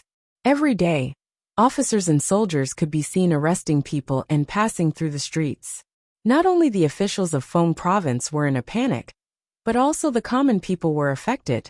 There were fewer pedestrians on the streets than usual. Some officers and soldiers passed by just now. I wonder who was arrested this time. I heard that it was the district magistrate of the neighboring county. He embezzled a lot of money, and people's lives were involved. He deserved it. This is the end of corrupt officials. Who knows? The first prince brought people to Feng Province to make trouble. Obviously he is targeting the third prince. Maybe it was them. Sho. How dare you say that? Aren't you afraid of losing your head? Second Miss Lu wanted to drink fish soup today. In order to pick out fresh fish, Li woke up early and went to the market. He carried a fish in his hand. When he walked on the street, he heard many similar words. The situation of the royal family of the Qi kingdom was different from that of the Jing kingdom. Few sons of the emperor of the Jing kingdom were successful, but the emperor of the Qi kingdom was different. He had several princes. Although they were not outstanding, they had their own talents. Among them, the third prince of the Qi kingdom Zhao Yi was the best. At such a young age, he had done many great things that were praised by the officials and the emperor. In more than 10 years, he developed the barren Feng province into an important city of the country. He was surrounded by countless talents and enjoyed a high prestige among the people. He was also an outstanding figure of the younger generation, a real master of both literature and martial arts. Because of this, the third prince Zhao Yi enjoyed a high prestige among the people of the Qi kingdom. Many officials in the court thought highly of him and thought that he was the best candidate to inherit the throne in the future. In some things, the Qi kingdom was different from the Jing kingdom and the surrounding countries. Nominally, the eldest son of the legal wife inherited the throne. But since the establishment of the Qi kingdom, there were not many princes who really inherited the throne. Because the eldest son of the legal wife was incompetent, he was replaced by a more outstanding prince. Such things happen frequently in the history of the Qi kingdom. Even the officials and citizens of the Qi kingdom had formed a mindset of, if you can do it, you can do it. If you can't, there's someone else. Not to mention that he was only the eldest son of the legitimate wife for the time being. Even if he had already become the crown prince, they would not be able to relax until the last moment of the former emperor's life. The first prince of the Qi kingdom must be feeling a lot of pressure, especially when he had a younger brother who was more outstanding than him in every aspect and was even more handsome than him. That was why he had worked so hard this time. In just a few days, the storm had spread from Fengzhou city to the surrounding counties, and even to further places. In any case, the surrounding prefectures could be considered as the third prince's sphere of influence. He would rather kill the wrong person than let him go. Over the past few days, Li Yi had learned quite a lot about the Qi kingdom. To a certain extent, the first prince of the Qi kingdom was also a pitiful person. If he had been born in the Jing kingdom, he would not have needed to compete with so many people. The throne would have been easy and stable. As long as he was not like the king of Shu, who was determined to seek death from the capital city to Shuzhou, he would have inherited the throne without any suspense. It would have been better if he had stayed in the capital and enjoyed a comfortable life.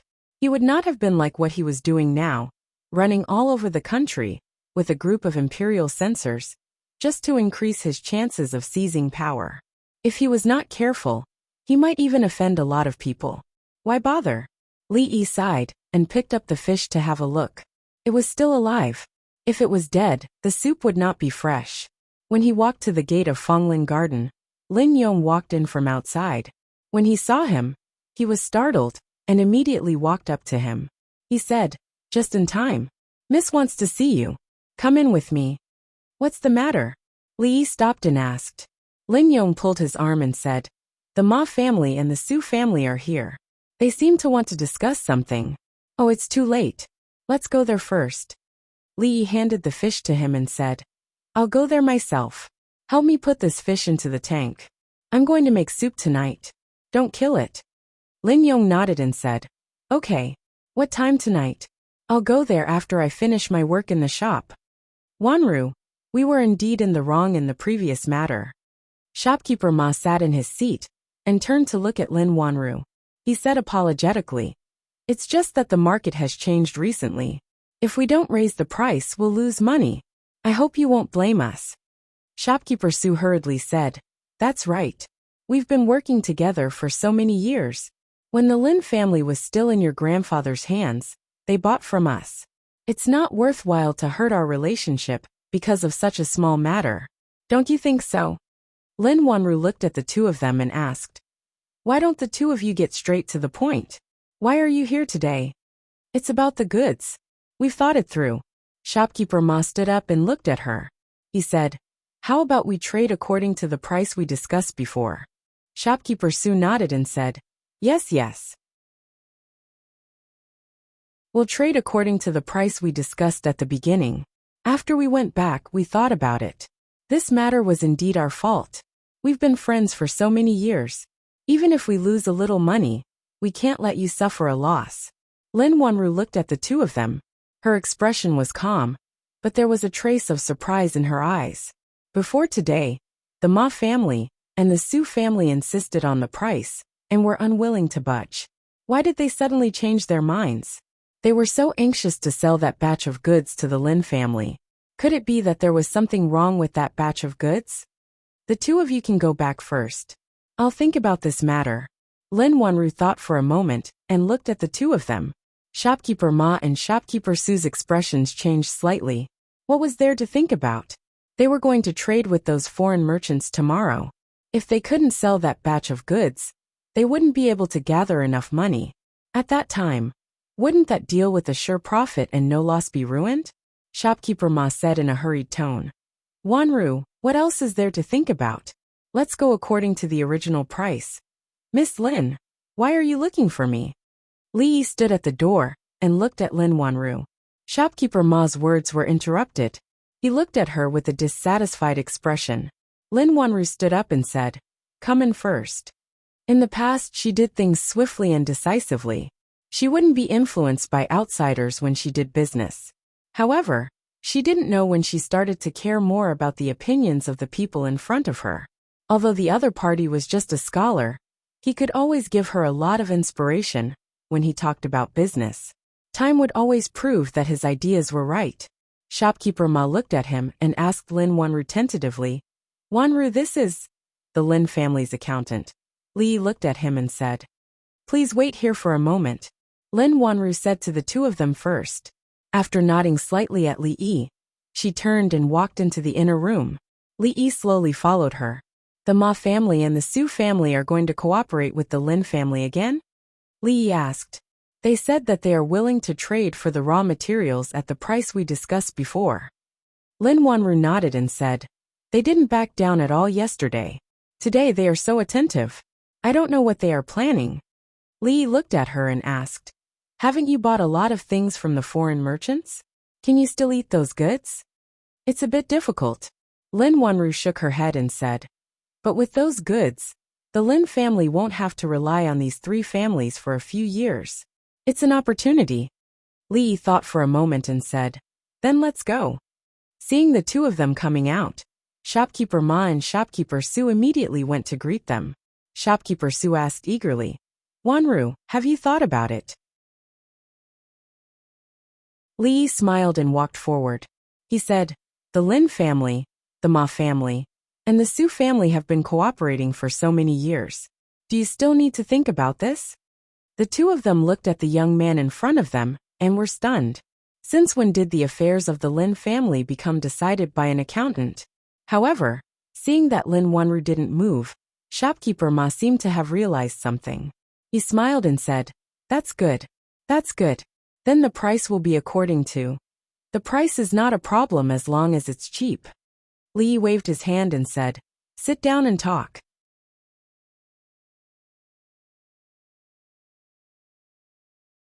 Chapter 696. Seeing that Lin Wanru's attitude seemed to have changed, Shopkeeper Ma and Shopkeeper Su sat down at ease and took a sip of tea. Shopkeeper Ma said unhurriedly, "Both our families have prepared the goods. May I know when the Lin family will pick them up?" "There's no rush." Li picked up his teacup and took a sip. "Before that, there's one more thing I need to make clear to the two of you." Lin Wanru looked at him, then at the teacup in his hand. Her lips parted slightly, but in the end, she did not say anything. "Feel free to speak your mind," Manager Su said with a smile. He looked at the young man sitting in the main seat, then at Lin Wanru. He thought to himself, the Bai family has plotted against the Lin family for so long. But in the end, it was all for someone else's benefit. Fortunately, Bai did not come today. Otherwise, if he had seen this scene, he did not know how he would feel. Li Yi looked at them and said, "A few days ago, you unilaterally raised the price." Shopkeeper Ma said anxiously, "That's all in the past." Li Yi waved his hand and said, "Because of your price increase, the Lin family just bought a batch of jewelry yesterday. At this time, we do not have enough money to accept these two batches of goods." "Is that so?" Shopkeeper Ma and Shopkeeper Su's expressions changed. "Therefore, we can only accept goods from one family." Li looked at the two of them and said, "As for whether it is the Ma family or the Su family, you two can discuss it yourselves."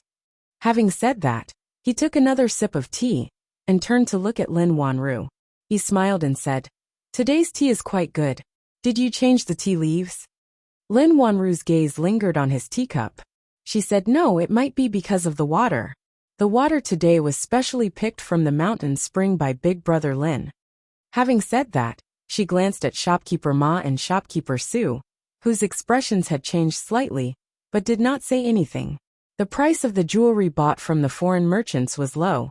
Although it was not a small amount, the Lin family did not have to worry about it. If they really wanted to accept the goods from the Ma and Sue families, they would only be a little nervous. He glanced at Li Yi again, and he more or less understood the meaning of Li Yi's words. One family. Shopkeeper Ma's expression changed slightly. He did not expect that the Lin family had already found a new partner. If he could only accept goods from one family, then the goods from the other family would have to remain in his hands. The reason why they had unscrupulously raised the price before was that this line of business had already been established in Fengzhou. The Lin family could only get their goods from these two stores. It was the same for them. Those big stores had their own channels. Without the Lin family, no one could buy their goods. It was not certain whether the goods could be sold in the future. If they could not get the silver today, they would not be able to complete the transaction with the foreign merchants tomorrow. They would have to watch a lot of silver slip away in front of their eyes. The loss would be immeasurable. Shopkeeper Ma stood up and sighed. The Ma family and the Su family have always advanced and retreated together. In that case, we have disturbed you today. Brother Su, let's go. Goodbye. Shopkeeper Su also stood up immediately. The two of them casually cupped their hands and turned to leave. Lin Wanru came over and looked out the door. She said, "They have left." Li Yi took another sip of tea and said, "They will be back soon."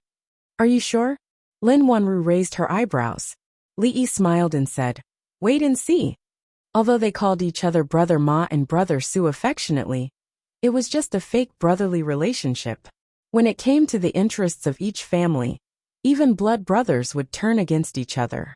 The two families were currently short of money.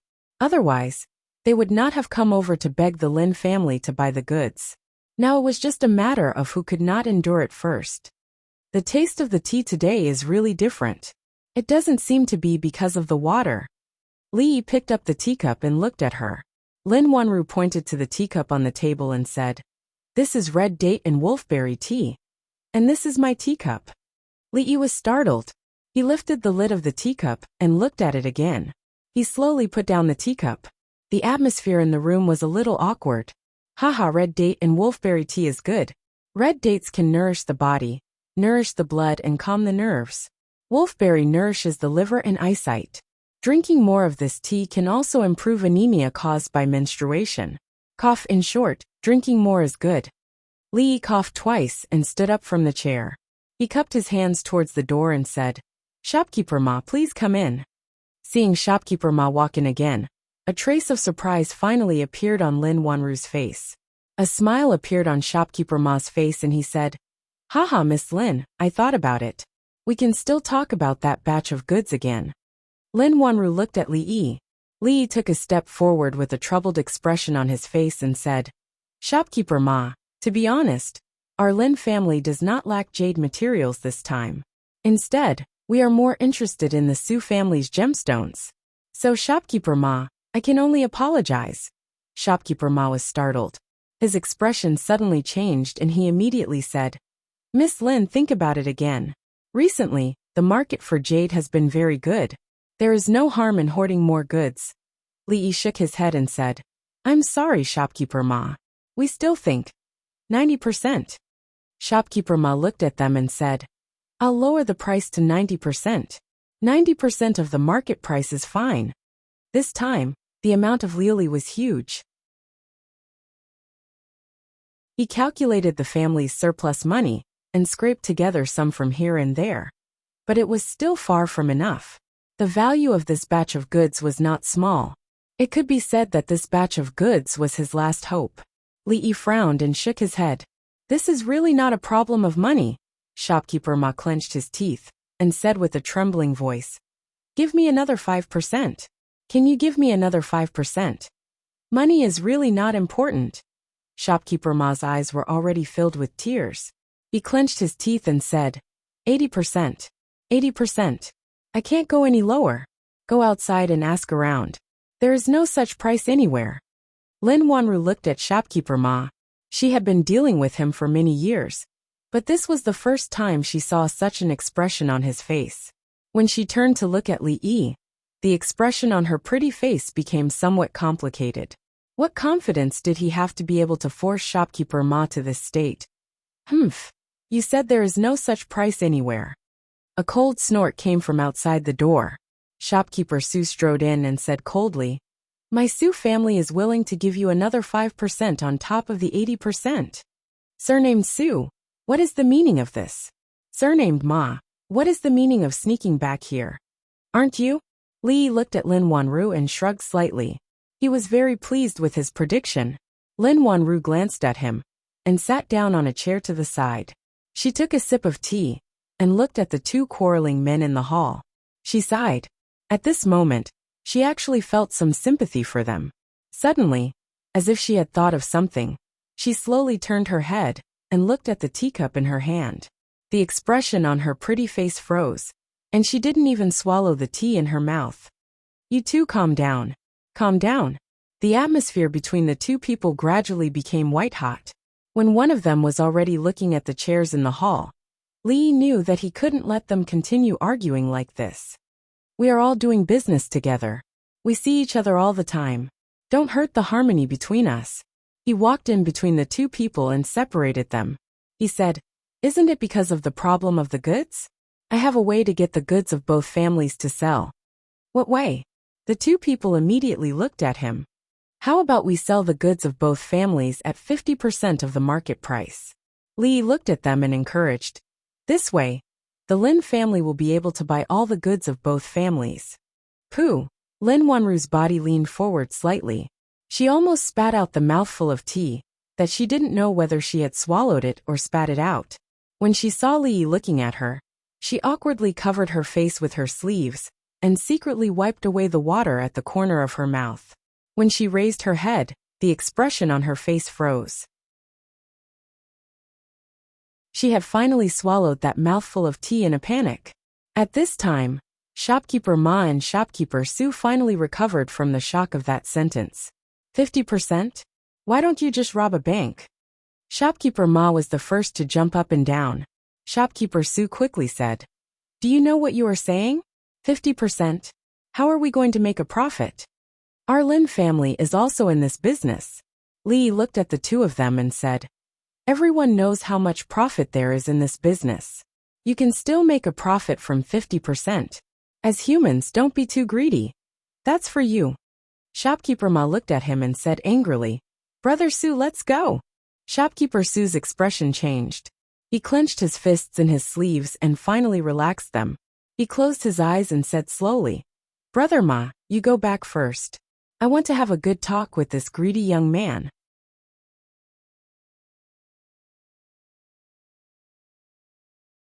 Chapter 697.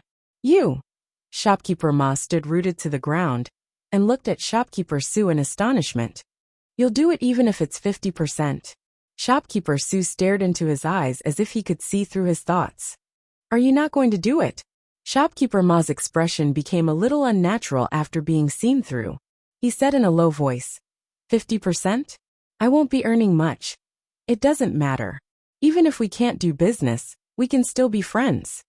Seeing Lin Yong looking around outside, Li waved at him and said, Brother Lin, come and send Shopkeeper Ma off. Shopkeeper Ma clenched his fists and loosened them. A dry smile quickly appeared on his face as he said, Don't worry. Everything can be discussed. Without the Lin family, this batch of goods could not be disposed of in a short period of time. The business with the foreign merchants would also be ruined. That young man was right.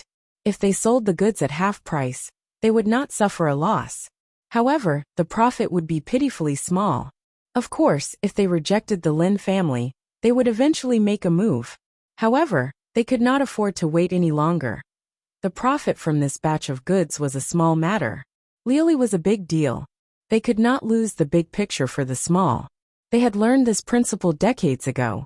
At this moment, while the two of them were feeling gloomy, they could not help but feel resentment towards the Bai family. If not for Baiyu's persuasion, they would not have suddenly made things difficult for the Lin family, and they would not be in this situation today. Shopkeeper Ma turned to look at Lin Wanru. There was a hint of pleading in his voice. Wanru, 50% is too little. We've worked for nothing these days. Why don't we add another 10%? Lin Wanru raised her head to look at Li Yi. She stood up from her chair, but did not reply. Shopkeeper Ma closed his eyes and said anxiously, 5%. Even 5% is fine. After the two shopkeepers left, Lin Wanru's strange gaze made Li Yi feel a little guilty. He looked away and said, You don't know, but I'm actually very good at bargaining. Lin Wanru finally opened her mouth and asked, Why did they still agree when we lowered the price to such a low level? Li Yi shook his head and said, How would I know? Maybe they found their conscience and felt guilty to the Lin family. So they wanted to make up for it and seek peace of mind. I heard that some people have some special hobbies. The more they lose in business, the more peace of mind they feel. The way Lin Wanru looked at him now was completely different from before. The final transaction price with the Ma family and the Su family was 55% of the market price, which was already an incredibly low price, exactly half of the price they offered 2 days ago. This was simply unimaginable in the past. It could even be said that the Lin family got a bargain for nothing. Lin Wanru looked at Li Yi again. It seemed that since he came here, the opportunities for the Lin family to get a bargain for nothing had increased. Seeing that her eyes had been circling around him, Li Yi felt uncomfortable all over. He stood up and said, If there's nothing else, I'll leave first. There's still a fish to deal with at home. Lin Wanru finally withdrew her gaze, stood up and said, Thank you for today's matter. It's just helping to haggle. It's a small matter. I'm leaving. Li Yi waved his hand and walked out of the door. Watching him walk out, Lin Wanru sat down again and stared blankly at the teacup on the table. She had been in charge of the Lin family for a few years and encountered many things in business. She had also accumulated some experience and means, but all the means were generally in line with the norm. Today, her horizons had been truly broadened. She had seen very clearly that when Shopkeeper Ma and Shopkeeper Su had left, their eyes were glistening with tears. Every time this happened, she would start to wonder who the people she had picked up back then were. Shopkeeper Ma and Shopkeeper Su's decisiveness had actually slightly exceeded Li Yi's expectations. He had thought that it would be good enough if they could lower the price to 70%, but it seemed that he had underestimated the importance they placed on the deal tomorrow. A large batch of azure glass was going to be shipped to the Qi Kingdom. This time, they were destined to suffer a loss. He felt a little guilty for setting them up twice in a row. When he walked out of Fragrant Forest Park, he was surprised to find that the two men had not left yet. The young man named Baiyu was also at the entrance of Fragrant Forest Park. He must have bumped into the two men when he was about to enter. Shopkeeper Ma, Shopkeeper Su. Baiyu was about to greet the two men, but they merely glanced at him coldly and walked straight past him.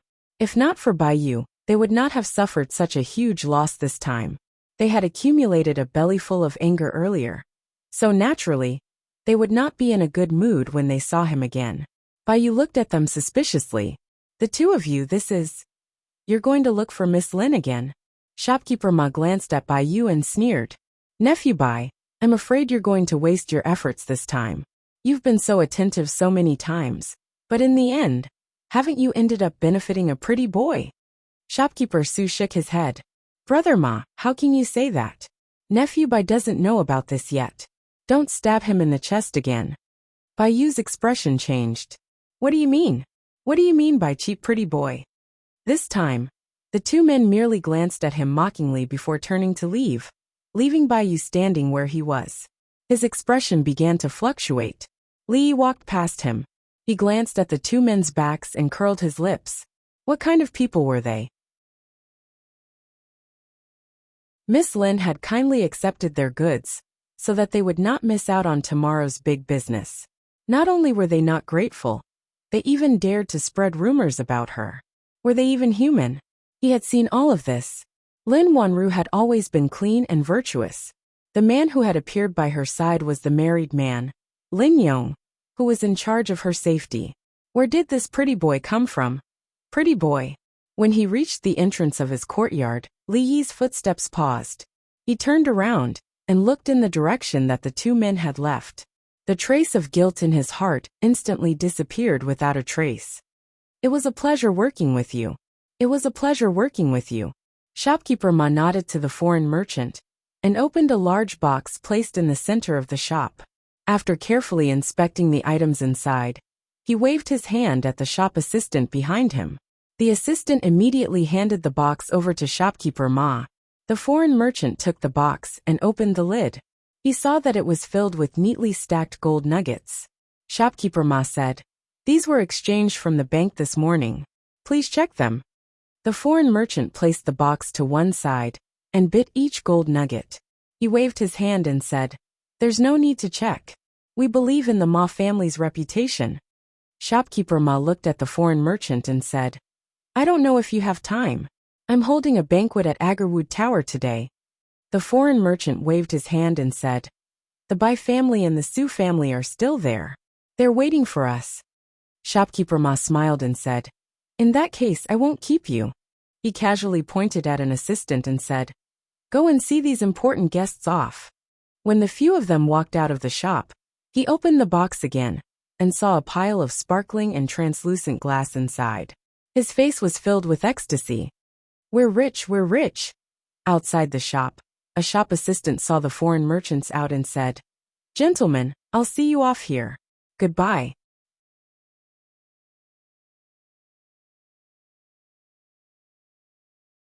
Chapter 698. The box of gold was very conspicuous in the room. It was not that Li Yi had never seen so much money, but he had only seen such a scene of a whole box of gold in front of him in a TV series. When they were most short of money and manpower, they could only rely on selling jade pendants and poems to barely make a living. It was such a difficult period of time. It was only a month, but with so much money in front of them, their hearts were already calm. If it was someone else who saw so much gold, they would immediately become a nouveau riche. They would not be happy if they did not go out and spend hundreds of taels of silver. He closed the box and put it under the bed. When he walked out, he saw the second young lady of the Lu family slowly practicing Tai Chi in the courtyard. This was the improved version of Rui's Tai Chi. It focused more on actual combat, and the movements looked more beautiful. "Get ready, we'll go out in a while." Li looked at her and said, "What are we going to do?" Mississippi Lu continued her movements and asked without turning her head, "We've earned so much money. How can we not buy something to splurge on? Why don't we spend at least 1,000 taels of silver?" Li urged, "Hurry up, we'll leave after we finish eating." No matter in the past, present, or future, women couldn't resist the temptation of shopping. Even a fairy like Second Miss Lu, who didn't eat the food of the mortal world, would occasionally like to go shopping, even if she only bought a bunch of useless things. After finalizing the plan for today, when Li Yi was busy in the kitchen, Lin Yong came over, leaned on the door, and asked, "Li brothers, do you have anything to do after dinner?" Li Yi did not turn around and said, "I'm going out to buy something after dinner." Lin Yong clapped his hands and said, "Miss is going out in a while. She asked me to ask you guys if you want to go out together?" Since Lin Wanru refused to pay him the last time, he would always do something intentionally or unintentionally. For example, he would give Mississippi Lu a hairpin, a bracelet, or when he passed by a clothing store and saw a beautiful dress, he would also buy it for her, like a disguised compensation. This kind of thing happened every few days, and Li Yi was used to it. "Okay." Li Yi only hesitated for a moment and nodded in agreement. For such a long time, Second Miss Lu had been staying at home to recuperate. Occasionally, she would go out with him. Other than him, the only other person she came into contact with was Lin Wanru, who would occasionally come to talk to him. Li noticed that Lin Wanru did not seem to have many friends. Every day, she would go to the Lin family and go to the shop. These two women did not like to talk, but during this time, they actually established a strange relationship. Of course, although they did not like to talk, there were different levels. When he was with Mississippi Lou, Lin Wanru talked more. It was actually a very tiring thing to go shopping with women, because they did not know tiredness at all. When passing by the most famous rouge and powder shop in Fengzhou City, Mississippi Lou and Lin Wanru went in, and he and Lin Yong could only wait outside. Although there was no sign outside this shop that said, "Men are not allowed," generally men would choose to avoid it. Inside there were all women. The mixed smell of rouge and perfume made Li Yi very uncomfortable. Lin Yong squatted on the steps and asked, "Li brothers, such a small bottle of perfume, actually dared to sell for 2 taels of silver, and these women still rushed to buy it. I really don't understand what they are thinking."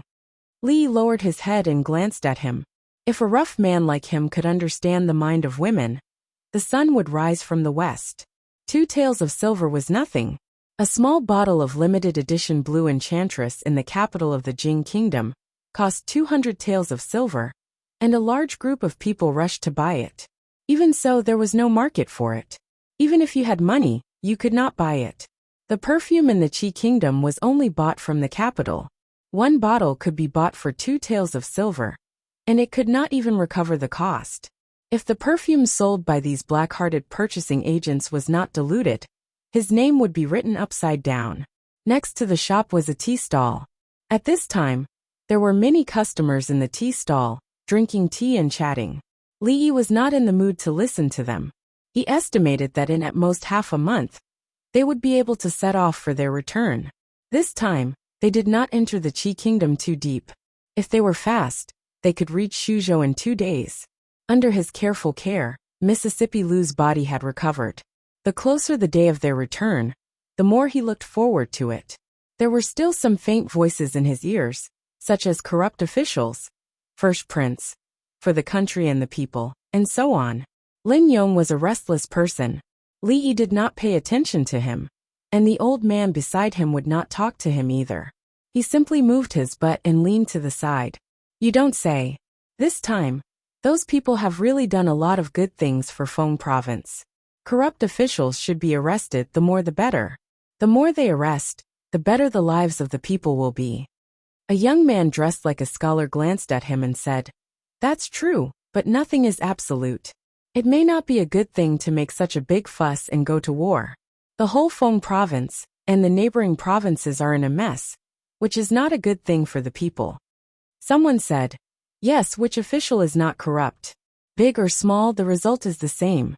These days, there is no one in the county government to handle the case, and the bandits have become rampant." Every morning, people go to the county government to report the case, and there is a long line at the door. They were all ordinary people drinking tea and chatting. Finally, Lin Yong found someone who was willing to talk to him. He simply sat beside the tea stall and chatted with the people. Li Yi leaned against a pillar, thinking about whether Rui would give birth to a boy or a girl, and what name he should give to the boy, and what name he should give to the girl. Suddenly he heard a voice. "Young master, what do you think about the first prince's investigation of the corrupt officials in Feng Province?" He turned around and saw an old man with gray hair standing up beside the tea stall. The old man looked at him and said with a smile. Li looked at him from head to toe and shook his head slightly. He was holding a small book in his hand, which was probably a record of all kinds of rumors he had heard from the people of Feng Province. The thin bamboo tube at his waist should be filled with writing brushes. Looking at his extremely familiar appearance, he could catch anyone on the street and ask them about their opinions on the current affairs of the court. The censors of the Jing Kingdom and the Qi Kingdom were all the same. They had a few new tricks up their sleeves. The way they handled things was also simple and crude. Even if they were a little tactful, it would not be easy for people to guess their identity. One could not speak carelessly in front of the imperial censors. These people were all hearsay memorials, which meant that as long as they heard some news, no matter whether it was true or false, they could openly talk about it. If Li Yi said that the third prince of the Qi Kingdom, Zhao Yi, and the sage of poetry, Zhao Xiuwen, had some kind of shady deal for a long time, and it was heard by one of the censors, it would not take long before everyone knew that the two of them liked men. They did not have to take responsibility for their words. This was the privilege of the censors. How else can I look at it? I'm standing in front of my house. Li looked at him and said, "These few days, the soldiers have been arresting people outside every day. It's very lively." The old man had a smile on his face. He was about to ask some questions, but his mouth opened halfway. He did not know what he wanted to ask.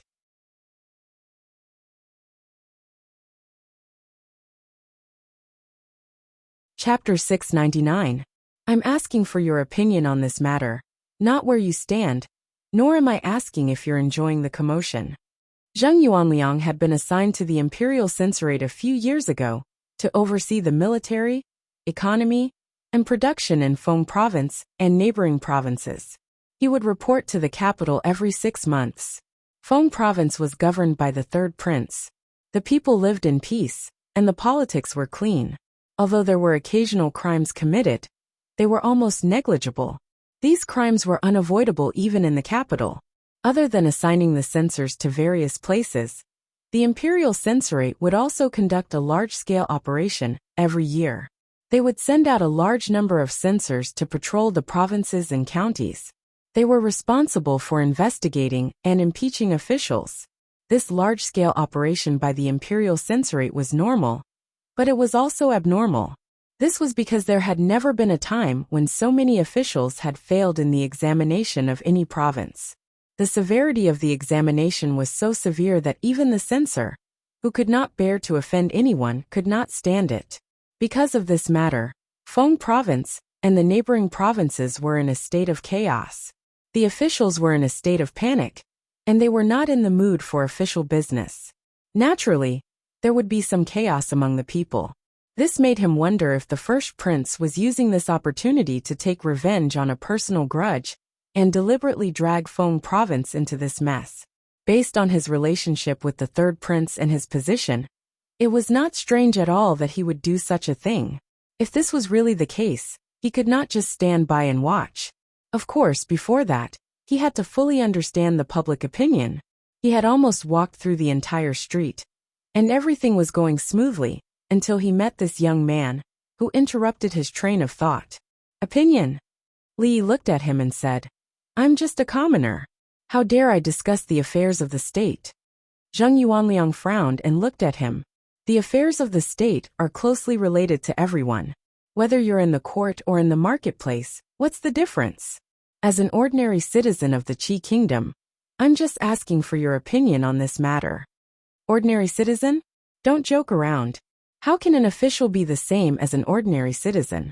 Li looked left and right, then looked at him and asked, "Where are your people hiding? Are you going to arrest me as soon as I speak? Let me tell you, I won't fall for such a clumsy trap." The censor stared blankly at the young man in front of him. He opened his mouth but was speechless. After a long time he spoke again. "The government has to act according to the law when arresting people. When have they ever used such a ridiculous reason? If that's the case, then I'd like to ask you, which government office is so bold? This official?" Li looked at him with an expression, as if he had expected this to be the case. "And you said you're not an official?" The old man silently retreated to the side of the tea stall, and didn't say another word. Li leaned back against the pillar and shook his head. He had already thought of a satisfactory name, but after being disturbed by the old man, he couldn't think of it. Brother Lin Yong, come in quickly." At some point, the voice of Lin Wanru's maidservant came from inside the shop. Lin Yong, who was sitting next to the tea stall, turned his head. After a moment of shock, a surprised expression appeared on his face. He asked, "Was Xiao calling me just now?" As soon as he finished speaking, the young maidservant's voice suddenly became shrill. "What do you want?" She was the one who made the first move. Lin Yong's expression changed. He jumped up from his seat and immediately rushed into the shop. Li looked at him in surprise and followed him in. Inside the shop, a few men surrounded Mississippi Liu and Lin Wanru. On the ground, a slightly good-looking woman sat on the ground in a very indecent position. At this moment, she was hugging the thigh of another young man and complaining, "Young master, they bullied me. You have to stand up for me." The young man patted the woman's hand and helped her up. He said, "Don't cry. Don't worry, I will stand up for you." Lin Yong rushed to Lin Wanru's side and asked, "Miss, what happened? Are you all right?" Lin Wanru looked back at Mississippi Liu and just shook her head slightly. The maidservant named Xiao said hurriedly, "Just now, Miss had already bought that perfume. That lady said she saw it first and insisted that Miss give it to her. Miss only said a few words to her, and she wanted to slap Mississippi. Then, Miss Liu grabbed her wrist and gently shook it. She sat on the ground by herself." At this time, the young man came over and looked at Mississippi Liu. After a moment of shock, he said slowly, "Let's not talk about who saw the perfume first. I'm afraid it's a bit too much for this lady to hit someone without saying a word." Xiao said unhappily, "It was you who started it." Lin Wanru patted her on the shoulder and walked out. She looked at the young man and said, "We are very sorry about what happened to this lady. However, everyone in the shop saw clearly that it was the lady who started it. Even if we report this to the authorities, we are still in the right. Why don't we each take a step back and let this matter end here? What do you think?" The young man looked at her face for a long time, and then looked at the other woman behind her. He suddenly smiled and said, "Miss, you are really reasonable. This is a small matter. It's not good to make a big deal out of it. We were also in the wrong just now. Let me buy this bottle of perfume as an apology, okay? By the way, I still don't know your name." The woman behind the young man had a smug look on her face. Suddenly things took a turn. Mr. Dujin, who had promised to stand up for him, suddenly changed his mind. Not only did he not intend to pursue the matter, but he also wanted to give the perfume that he liked to that woman. "Mister," she pulled the young man's shoulder. The young man turned his head and looked at her coldly. The woman felt as if a bucket of cold water had been poured over her head. She could no longer say anything. "I appreciate Mr. Dujin's kindness." Lin Wanru took a step back and looked at Mississippi Liu. She said, "Let's go." "Miss, please wait." The young man took a step forward and reached out his hand to stop them. However, his shoulder was pressed against by someone's palm. Li used his other hand to point at the woman with heavy makeup, who was standing there in a daze. He said, "Your lady is over there. Who are you?" The young man frowned and asked. Li tilted his head and looked at Mississippi Liu and Lin Wanru. He then turned his head to look at the young man and asked, "What do you think?" The young man was stunned for a moment. He seemed to have thought of something, and a look of pity appeared on his face. "What a pity!" The expression on his face became one of disgust. He looked at Li and said coldly, "I hate it when people touch my shoulder." Li patted his other shoulder and said, "This is an illness. It needs to be treated."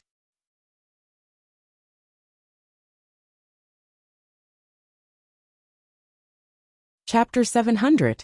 In many cases, a beauty could be equated with a source of calamity. On the streets of the 21st century, ordinary people couldn't help but take a few more glances when encountering a beautiful woman. They would be bold and shameless enough to approach her and ask for her WeChat number. If they took a liking to each other, they would go further. This was a very normal thing. This kind of thing had been like this since ancient times. As time went on, some aspects would become more and more advanced, while others would regress. In the conservative ancient times, this kind of thing was much more open than it was in the future. Ordinary people could only take a few more glances when they saw a beautiful woman, but rich and powerful young masters wouldn't spend a lot of time to pick up girls. They would just snatch them if they didn't agree. Otherwise, where did the classic scenes in dramas and novels come from? From a philosophical point of view, any consciousness was essentially a reflection of objective existence.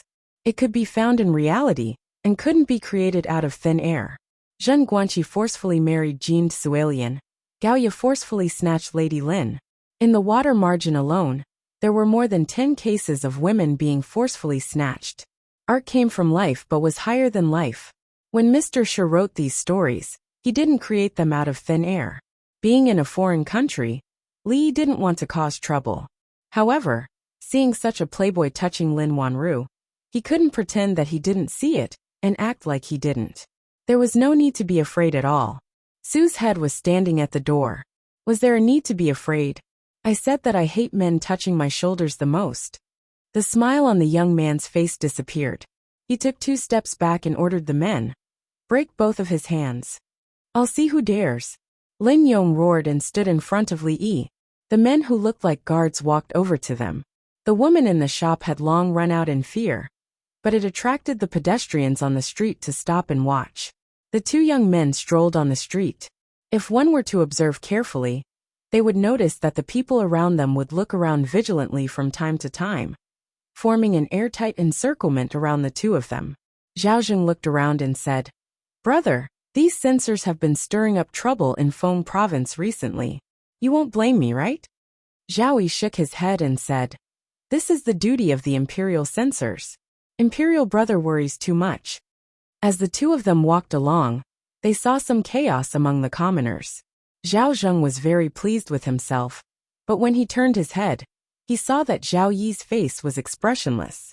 There was a hint of anger, but it was gone in a flash. "My heart is comforted that royal younger brother understands." Zhao Zheng nodded his head and said, "Imperial brother has good intentions." Although Feng province looks stable on the surface, there are still many hidden dangers inside. If we don't punish these parasites, I'm afraid they will become a big problem in the future. Zhao Yi nodded, but did not speak again. The problems that had been exposed in Fengzhou were far beyond his expectations. He thought that there would always be some vermin, but he did not expect there to be so many of them. The people from King Feng's mansion had been following those censors all the time. It was impossible for them to be biased. Because of this, he really noticed some things. Feng province was under his watch, but it was already like this. How bad would the other places in the Qi kingdom be? If it was not treated, the country would be destroyed in the long run. This was the historical experience that he learned from the history books. It was inevitable, but it could last for a long time. If it was treated seriously, some uncontrollable things would happen in a short period of time. Some news from the Jing kingdom had just been placed on his desk. The investigation of officials in the capital city of the Jing kingdom involved a lot of people. It was very similar to the current Feng province. However, even the wise Emperor Jing could not solve the problem. After the chaos, there was no follow-up. Even the ruler of a country could not control it. It was obvious what happened to the eldest prince. In addition, there were some things that were a little difficult for him to understand. The scene was so similar, and the method was so similar. The secret agents of the Qi kingdom and the Jing kingdom tried their best, but they could not learn the legendary debit and credit method. How did it spread to the Qi kingdom? On the piece of paper that Money God of Fortune picked up, the words borrow and loan were clearly written. The Jing kingdom's arithmetic academy, the debit and credit method, the director Li Yi, the amazing poetry, the dragon jade pendant. These things were intertwined. In his heart, he was sure that the person he wanted to see was in the Qi kingdom, in the city of Feng province, in a place that he could not see. "Be careful, young master." A shout suddenly came from beside him. Zhao Yi raised his head and saw a huge object flying out from the shop next to him. Immediately, one of the shadow guards flew up, stepped on the object, and used his weapon to block it. Several men with their arms crossed ran out of the shop in a hurry. Then several figures came out from inside. Zhao Yi looked over subconsciously. The one walking in front was a young man. His eyes stayed on the young man's face for a moment, and then moved away. These things would be handled by someone. When he was about to leave, a voice came from beside him. "What's going on?" Zhao Zheng walked to the man who was stepped on by the guard and asked with a frown, Cousin brother, save me." The young man raised his head, and immediately cried out when he saw Zhao Zheng. "Cousin brother?" Seeing the scene in front of him, Li Yi was also stunned. He whispered, "What's going on?" At this moment the third prince Zhao Yi was shocked. He suddenly turned his head and looked somewhere. That guy just now actually had companions, and it seemed like there were quite a few of them. Li Yi glanced around, and when he saw a handsome young man in the crowd, his movements paused for a moment. Then he continued to look at him as if nothing had happened. Zhao Yi's eyes stayed in one place for a long time before he moved away. There was a slightly disappointed expression on his face. What's the matter with you? The young man on the ground had been helped up. Zhao Zheng looked at him and asked with a frown. The young man rubbed a certain part of his body and said while gritting his teeth, This is a group of thugs. Cousin brother, I want to report them to the officials to arrest them. Zhao Zheng looked in the direction he was pointing at. When he saw the two women, he roughly understood what was going on. Before he could say anything, another figure walked over from the side. The old man called Zheng Yuanliang walked over and cupped his hands in salute. When he was about to bow, Zhao Zheng waved his hand and said, Dispense with the formalities. Don't reveal our identities. Zhao Zheng frowned again. He knew very well what kind of person this cousin brother of his was. This journey was supposed to bring him to gain more experience, but he had been womanizing and had caused a lot of trouble. He could show himself in other places, but this was Feng Province. Any mistake would be used against him. For example, Zhao Yi and the censor in front of him, who had not been very willing to cooperate with him before. He looked at the young man and said, Be obedient and go back to the relay station. After being glared at by him, the young man immediately retracted his head and said no more. Seeing Zhao Yi look over, Zhao Zheng shook his head and said, It's just a misunderstanding. Let's go. The third prince Zhao Yi nodded. He looked in a certain direction again and turned to leave. Are you all right? Lin Wanru walked up to him and asked with concern when she saw that the people had left quickly. She was still a little shocked when she recalled the scene when he had thrown the man away with one hand. It was really hard to imagine that he looked so weak, but he had such terrifying strength. I'm fine. Li Yi shook his head and said, Let's go. He was still a little surprised. They had not seen each other for a long time, but he had recognized the young man at first glance. The young man who had been looking at him for a long time was the third prince of the Qi kingdom, Zhao Yi. The man beside him who had whispered to the censor not to reveal their identities should be the first prince of the Qi kingdom. Who would have thought that the rumored first prince would actually be such a sensible person? About 10 steps away, the first prince of the Qi kingdom, Zhao Zheng, and the young man were a few steps behind Zhao Yi. Zhao Zheng looked at him and said in a low voice, After I'm done with my business, I'll make arrangements for you. When that time comes, you can do whatever you want with those two women. These days are special, so you'd better know your place. I understand. Although the young man's eyes were filled with reluctance, he still lowered his head and said. Li Yi turned his head and pointed in a certain direction. He asked the slovenly old man, What did he say? I didn't hear him clearly. Su looked at him strangely, then turned to look at Lin Wanru and Mississippi Liu. He peeled a white rabbit creamy candy and popped it into his mouth.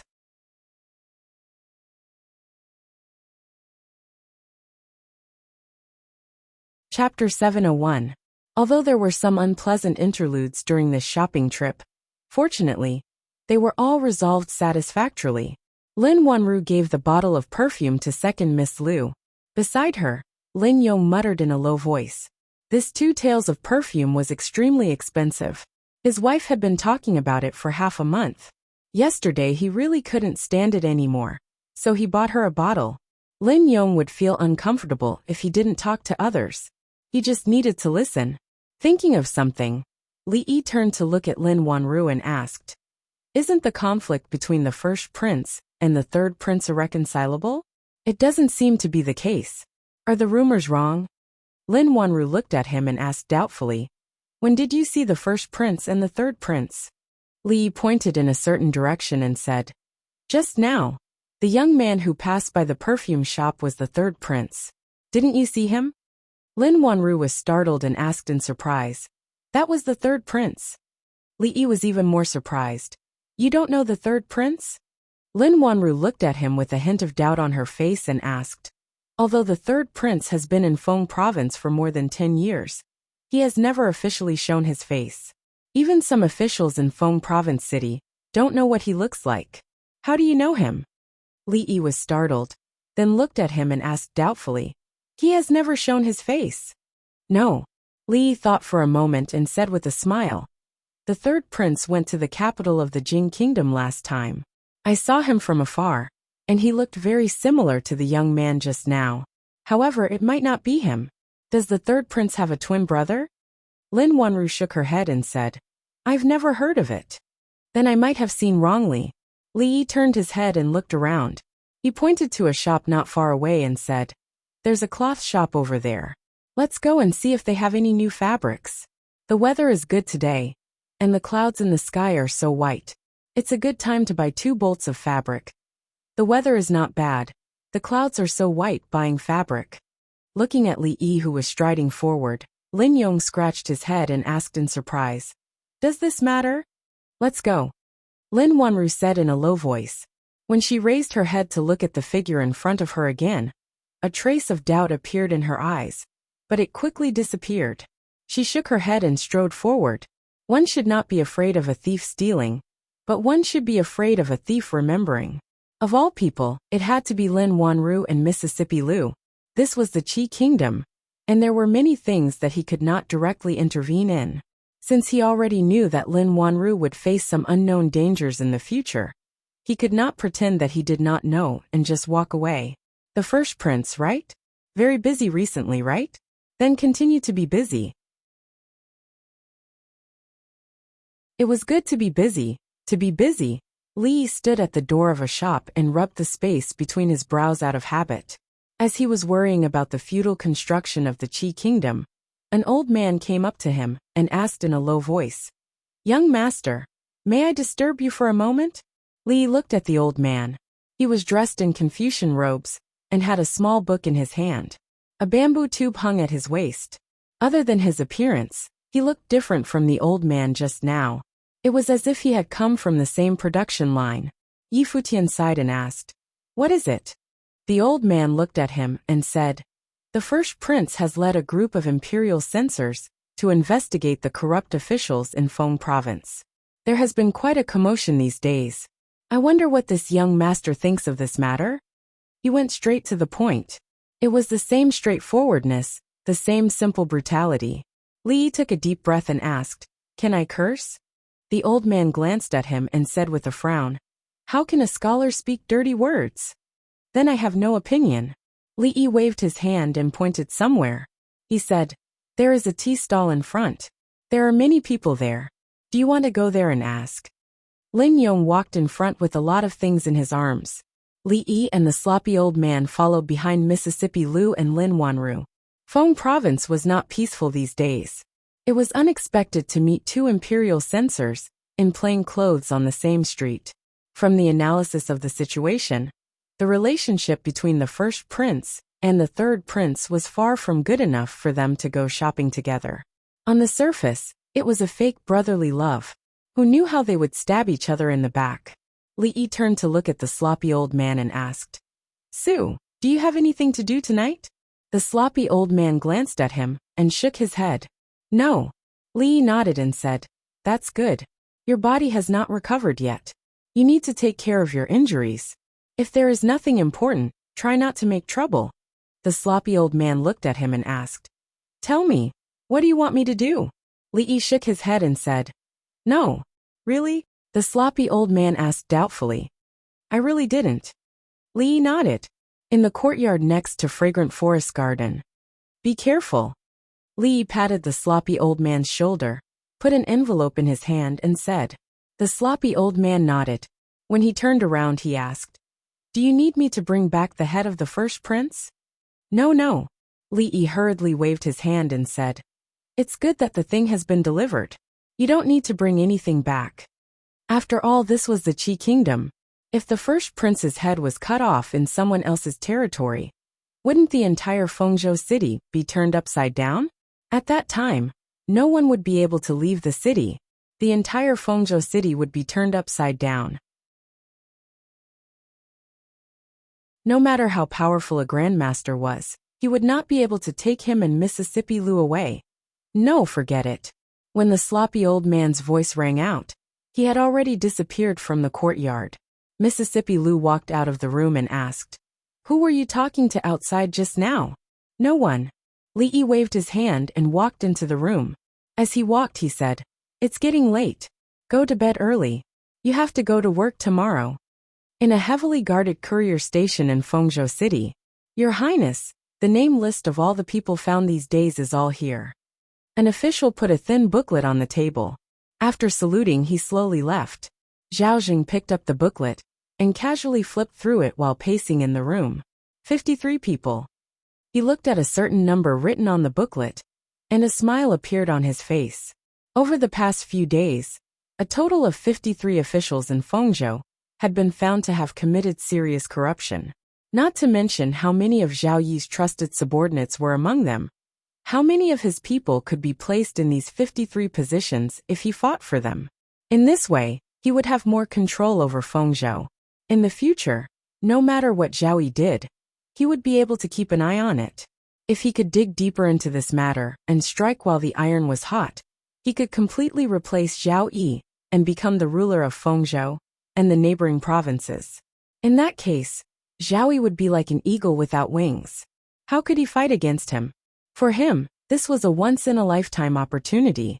Whether or not he could grasp it and change the impression that the people and the court officials had of him and Zhao Yi, the following days were very important.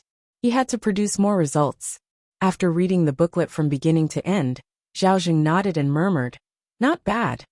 The wine is good, but the chicken is too old." A voice suddenly came from the room. "Who is it?"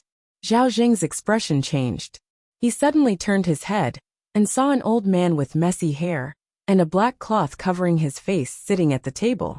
The old man pointed at a dish on the table with his chopsticks and shook his head. "Who made this poached chicken? It's such a waste of good ingredients. He deserves to be beaten."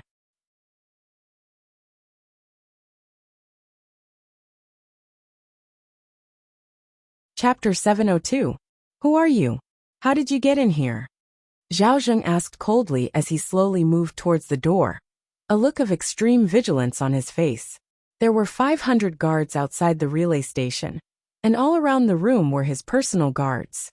He really could not figure out how this old man managed to break through the guards and get in here. The masked old man swung his hand, and the chopsticks in his hand shot out.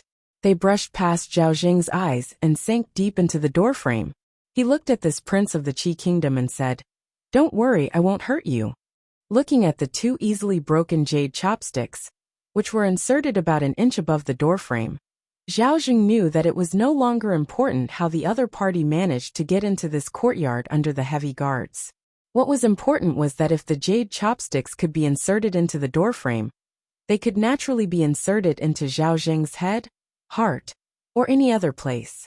He closed his eyes and took a deep breath. When he opened his eyes again, they had regained their indifference. He walked over and cupped his hands towards the masked old man, saying, "I was impolite just now. May I know what senior has come to visit me in the middle of the night?" Since the other party had such terrifying strength, but did not kill him immediately, it meant that the old man was not here to kill him. In that case, everything could be discussed. The masked old man took a sip of wine, then looked at him and asked, "I heard that you've obtained a wonderful method these days, and you're using that method to investigate cases and catch corrupt officials?" Zhao Jing raised his eyebrows. For a moment, he did not know the old man's true intentions. Was there someone on the list that he cared about, or was it because this matter had touched upon some of his interests? He looked at the old man and said tentatively, "If this matter has offended Senior, I apologize to Senior. If Senior has any requests, Zhao Jing will certainly do his best to satisfy them." Smack! The masked old man suddenly slammed the table, making a crisp sound. It also made Zhao Jing's heart tighten. The masked old man raised his eyebrows, looked at him, and said coldly, "Do you know that the method is called the debit bookkeeping method, which is a secret that my sect has spent 30 years to develop? But it was stolen by a traitor. When I chased after the traitor, I found that this thing was actually obtained by you. Tell me, where did you get this method?" Hearing this, Zhao Jing was stunned for a moment, and then he immediately realized something. As expected, the god of wealth was just a lowly merchant. How could he come up with such a wonderful method? He must have gotten it from somewhere, taken it for himself, and then claimed credit in front of him. How could such a clumsy method be hidden from him? Zhao Jing seemed to have seen through everything. He cupped his fists at the old man and said apologetically, "Senior, I'm really sorry. I really didn't know. This is a secret of your sect. Please forgive me, Senior. I'm willing to make it up to you. Is there anything I can do for Senior?" At this moment, what he was most afraid of was that this old man's martial arts was extraordinarily high, but he was stubborn and had no interest in money or power. As long as the old man had a request, he would be safe. "Shut up. I'm not a man who covets power and wealth. I know that you're the first prince of the Qi kingdom, but you can't humiliate me like this." "Smack," said the masked old man coldly. He slammed his palm on the table again, causing Zhao Zheng's heart to skip a beat. He subconsciously wanted to shout out loud, "Here." The masked old man took out something wrapped in black cloth from his bosom and handed it to Zhao Zheng. Zhao Zheng's mouth was half open, and his back was wet with cold sweat. His heart was tangled up, but when he saw that the old man only handed him something, he was stunned for a moment. After a long time, seeing that the old man really had no intention of killing him, he finally relaxed. He asked carefully, "Senior, what is this?" The masked old man said slowly, "My whole sect has devoted 30 years of study to develop this secret method. My purpose was to present it to the imperial court, to eliminate the corrupt officials of the Qi kingdom, and to restore peace to the world. However, I didn't expect that there would be a traitor in my sect, and the secret method was stolen. I was worried that the method would be used by other countries, so I chased after them. I heard about this just as I arrived in Fengzhou." Zhao Zheng was stunned again and asked, "Senior, you mean? You did a good job. You eliminated the corrupt officials without any leniency. What you did was for the good of the country and the people. I've seen it all these days." The masked old man stood up, patted him on the shoulder, and said, "What the traitor stole was only an incomplete part of the first part of the secret method. What's inside is the entire secret method. I'm passing it to you now, in the hope that you will keep your original heart in the future. Don't give up because of those with ulterior motives, and don't disappoint me and my sect. If the corrupt officials are not eliminated, the people will never have a day of peace." The turn of events was too sudden, and Zhao Zheng could not react for a moment. The assassin who attacked the courier station at night suddenly became selfless for the country and the people. He needed time to digest this. "Thank you, Senior. Zhao Zheng will not let you down." Very quickly, Zhao Zheng understood that he had hit the jackpot today. If a mere fragment of the first half could have such an effect, wouldn't he be able to move unhindered in the imperial court if he could obtain the complete first and second half? Although he did not know which sect this old man belonged to, the person who could research this method must not be ordinary. Maybe there was something more powerful in it. If he could get it. The masked old man said in a deep voice, "This is the complete debit and credit bookkeeping method, as well as a wonderful way to govern the country and fill the national treasury. You must take good care of it, and remember not to spread it. If other countries get it, the consequences will be unimaginable." Zhao Zheng was delighted, but a solemn expression appeared on his face. He nodded and said, "Senior, don't worry. After looking at it, I will completely burn it without leaving a trace." The old man nodded and asked, "Now tell me, where did you get this method?" Zhao Zheng replied without hesitation, "Fortune god of money, the fortune god of money in Fengzhou. This method was given by him." "Fortune god of money?" The masked old man nodded and said, "The thing has been delivered. I will leave now. I hope you won't let me down." Zhao Zheng hurriedly said, "I still don't know your name, Senior.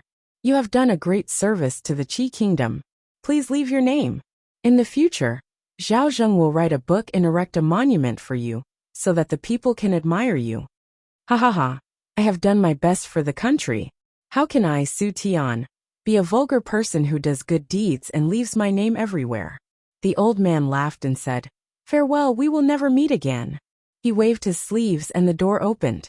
Zhao Zheng blinked, but there was no one at the door. Zhao Zheng walked out quickly. A guard immediately came over and bowed. "Your Highness, what can I do for you?" Zhao Zheng looked at them and asked, "Did you see anyone leave my room?" The two guards looked at each other and shook their heads. They said, "No, only your Highness." "All right, there is nothing else. You can leave. In a quarter of an hour. Tell the guard in charge of the relay station to see me." Zhao Zheng waved at them and went back to his room. When he walked inside, he saw an item wrapped in black cloth on the table. There was an unconcealable fire in his eyes.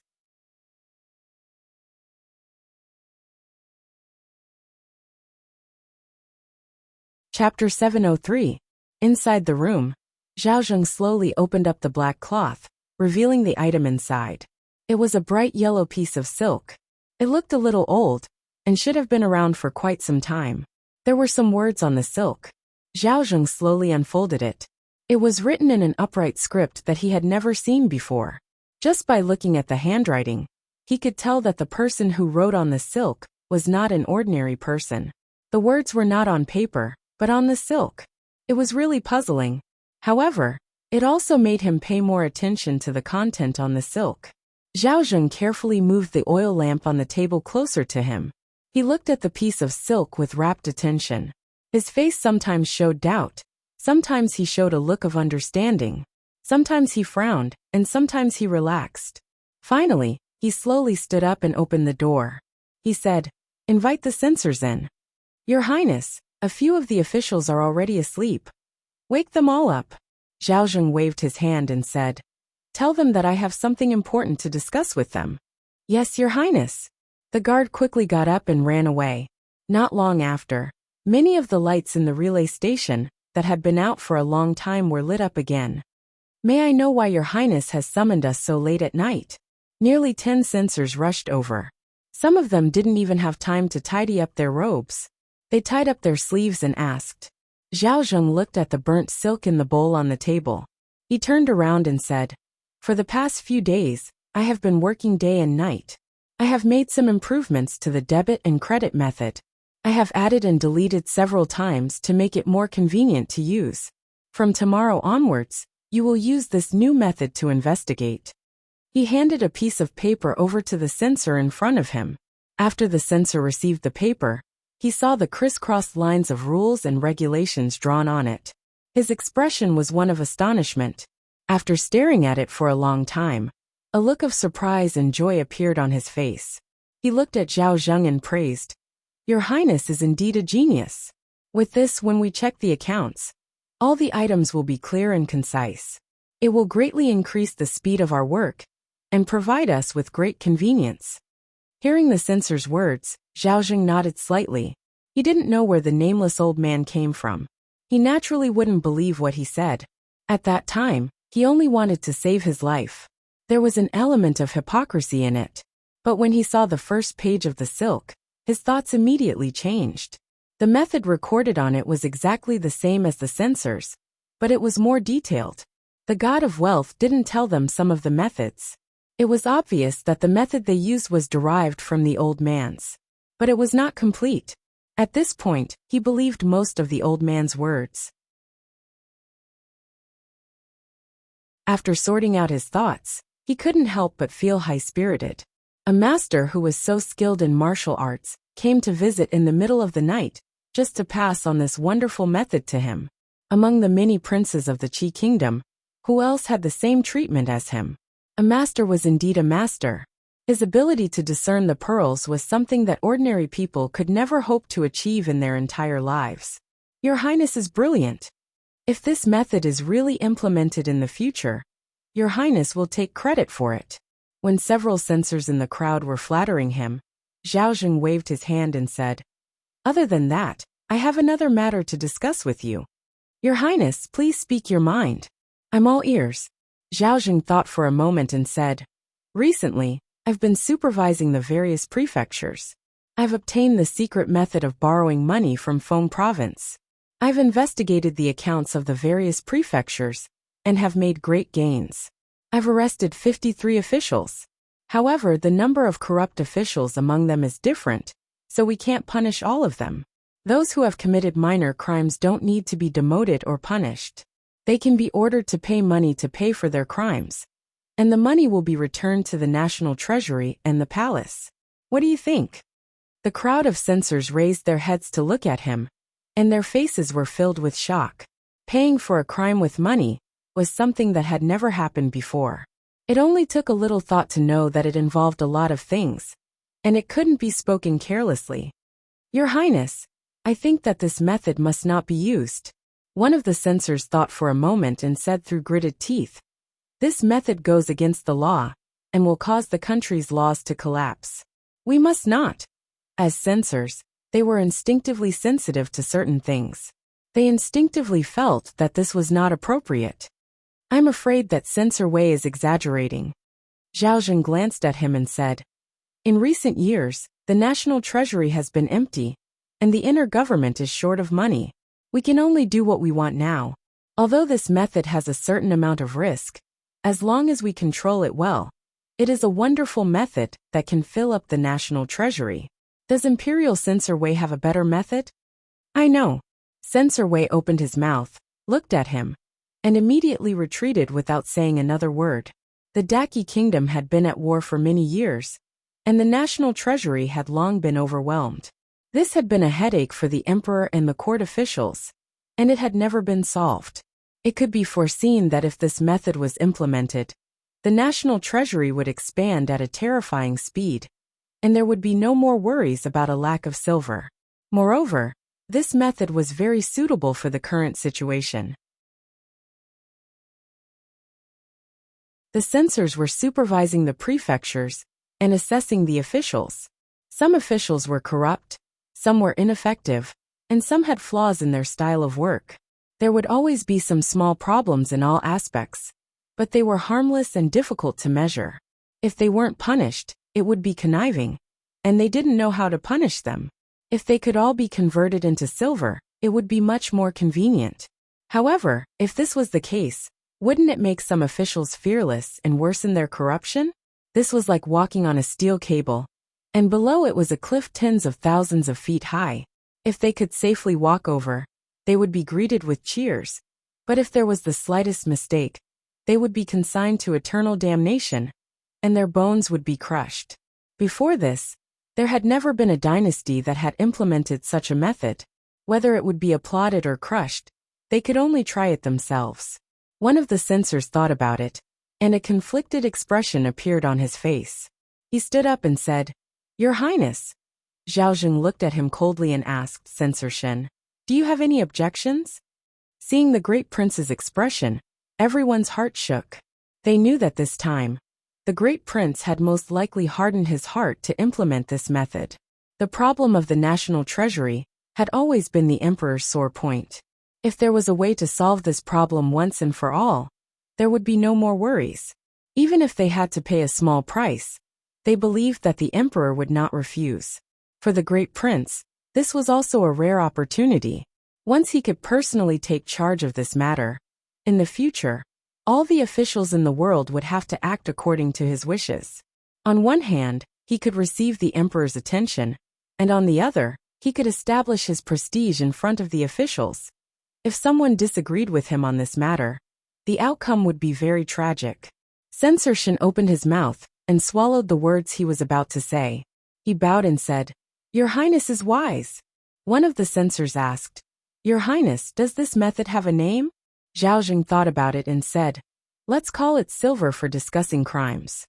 Inside the room, Li looked at the old bedsheet that was missing a piece and blew out the oil lamp. Today he had bought 2 rolls of cloth. Tomorrow, he would cut out a new bedsheet. The bedsheet was missing a piece, and it looked really awkward.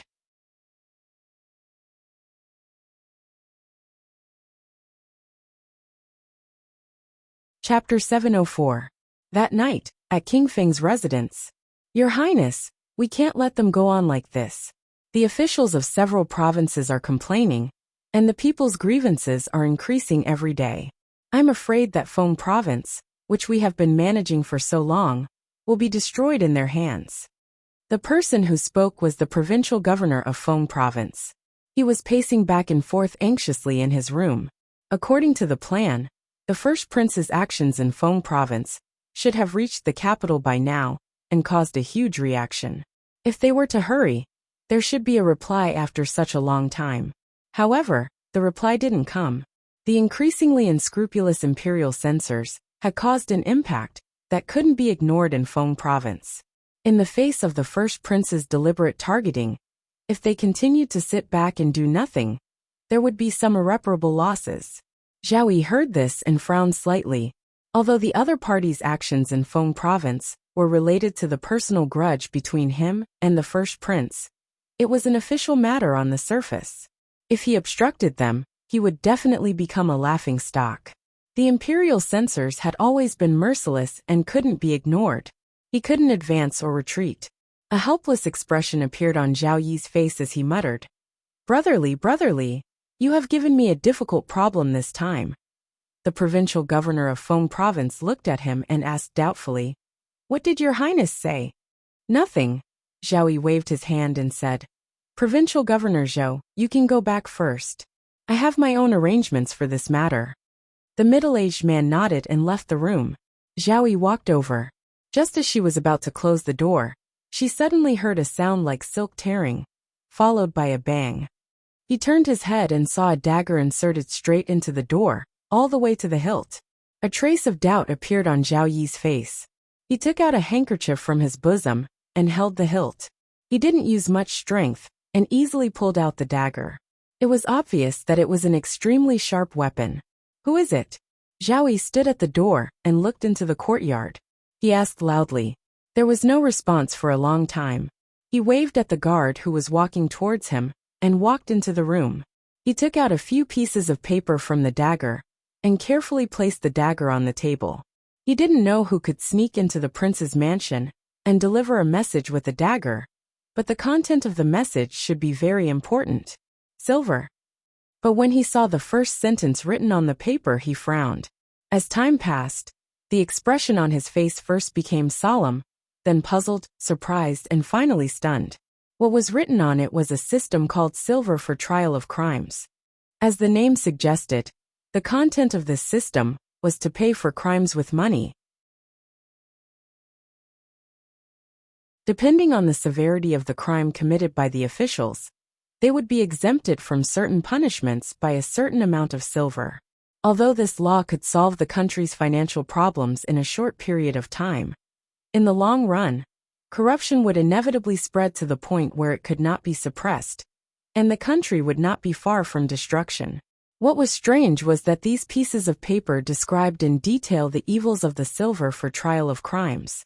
They quoted scriptures and discussed the major crimes committed by the silver for trial of crimes. For example, using money to pay for crimes would make the officials who paid the silver for trial of crimes even more unbridled and fearless, and the officials would become more corrupt. With the silver for trial of crimes, the officials would exploit the people even more, and the country would be in turmoil. Finally, using money to pay for crimes would not be pursued, and the law would become useless. The law would collapse and the country would perish. Of course, more importantly, it was clearly written on the paper that the eldest prince was going to vigorously implement the silver for trial of crime system. This was simply encouraging evil practices and promoting unhealthy practices, with the intention of destroying the Qi kingdom.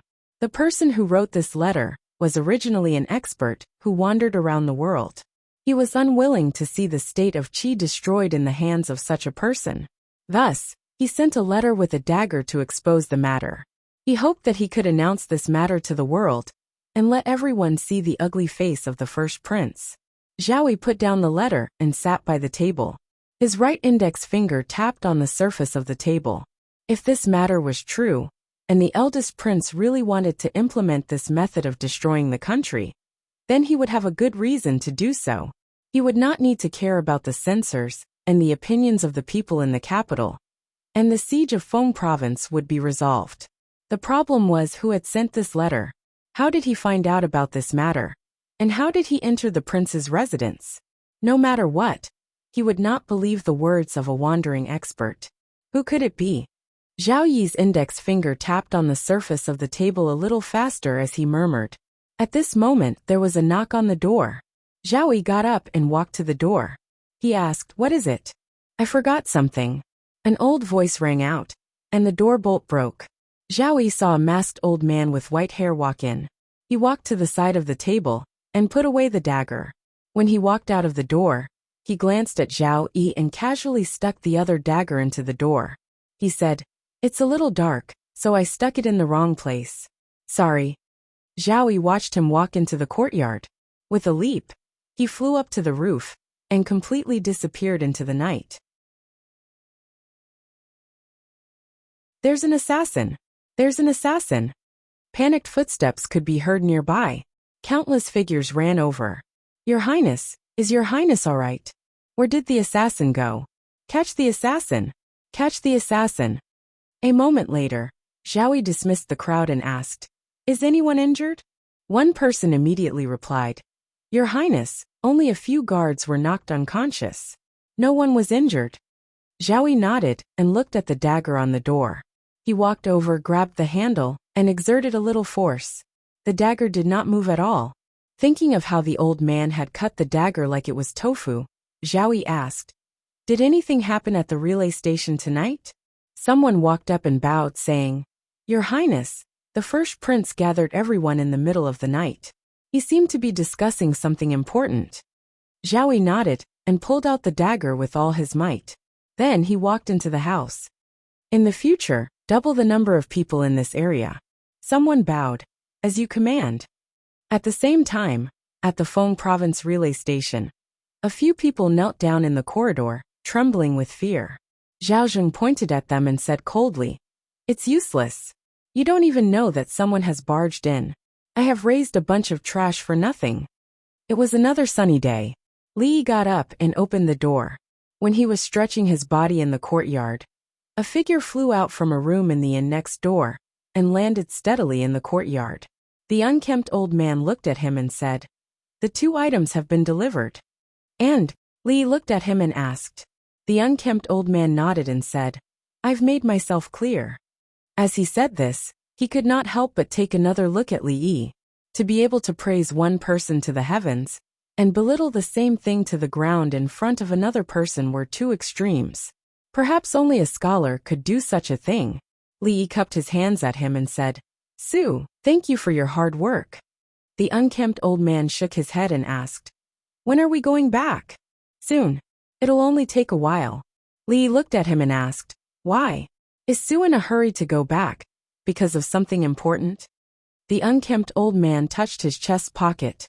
During the battle with the Taoist nun, a bottle of antidote had been accidentally destroyed. That was 2 months' worth of antidote. If he returned late, his limbs would be stiff, and he would be bleeding from all 7 apertures. Calculating the days, the unkempt old man should still be able to make it. He shook his head and said, "What important matter could I have? No hurry, no hurry." That you're tuning in to the Li Mei's Sword of Destiny YouTube channel. We're so grateful for your support, and don't forget to subscribe to join us on this incredible journey through captivating stories. Your generosity through donations truly makes a world of difference, as it's the primary source of revenue that allows me to expand and enhance this channel for you. Thank you from the bottom of my heart for being a part of this adventure.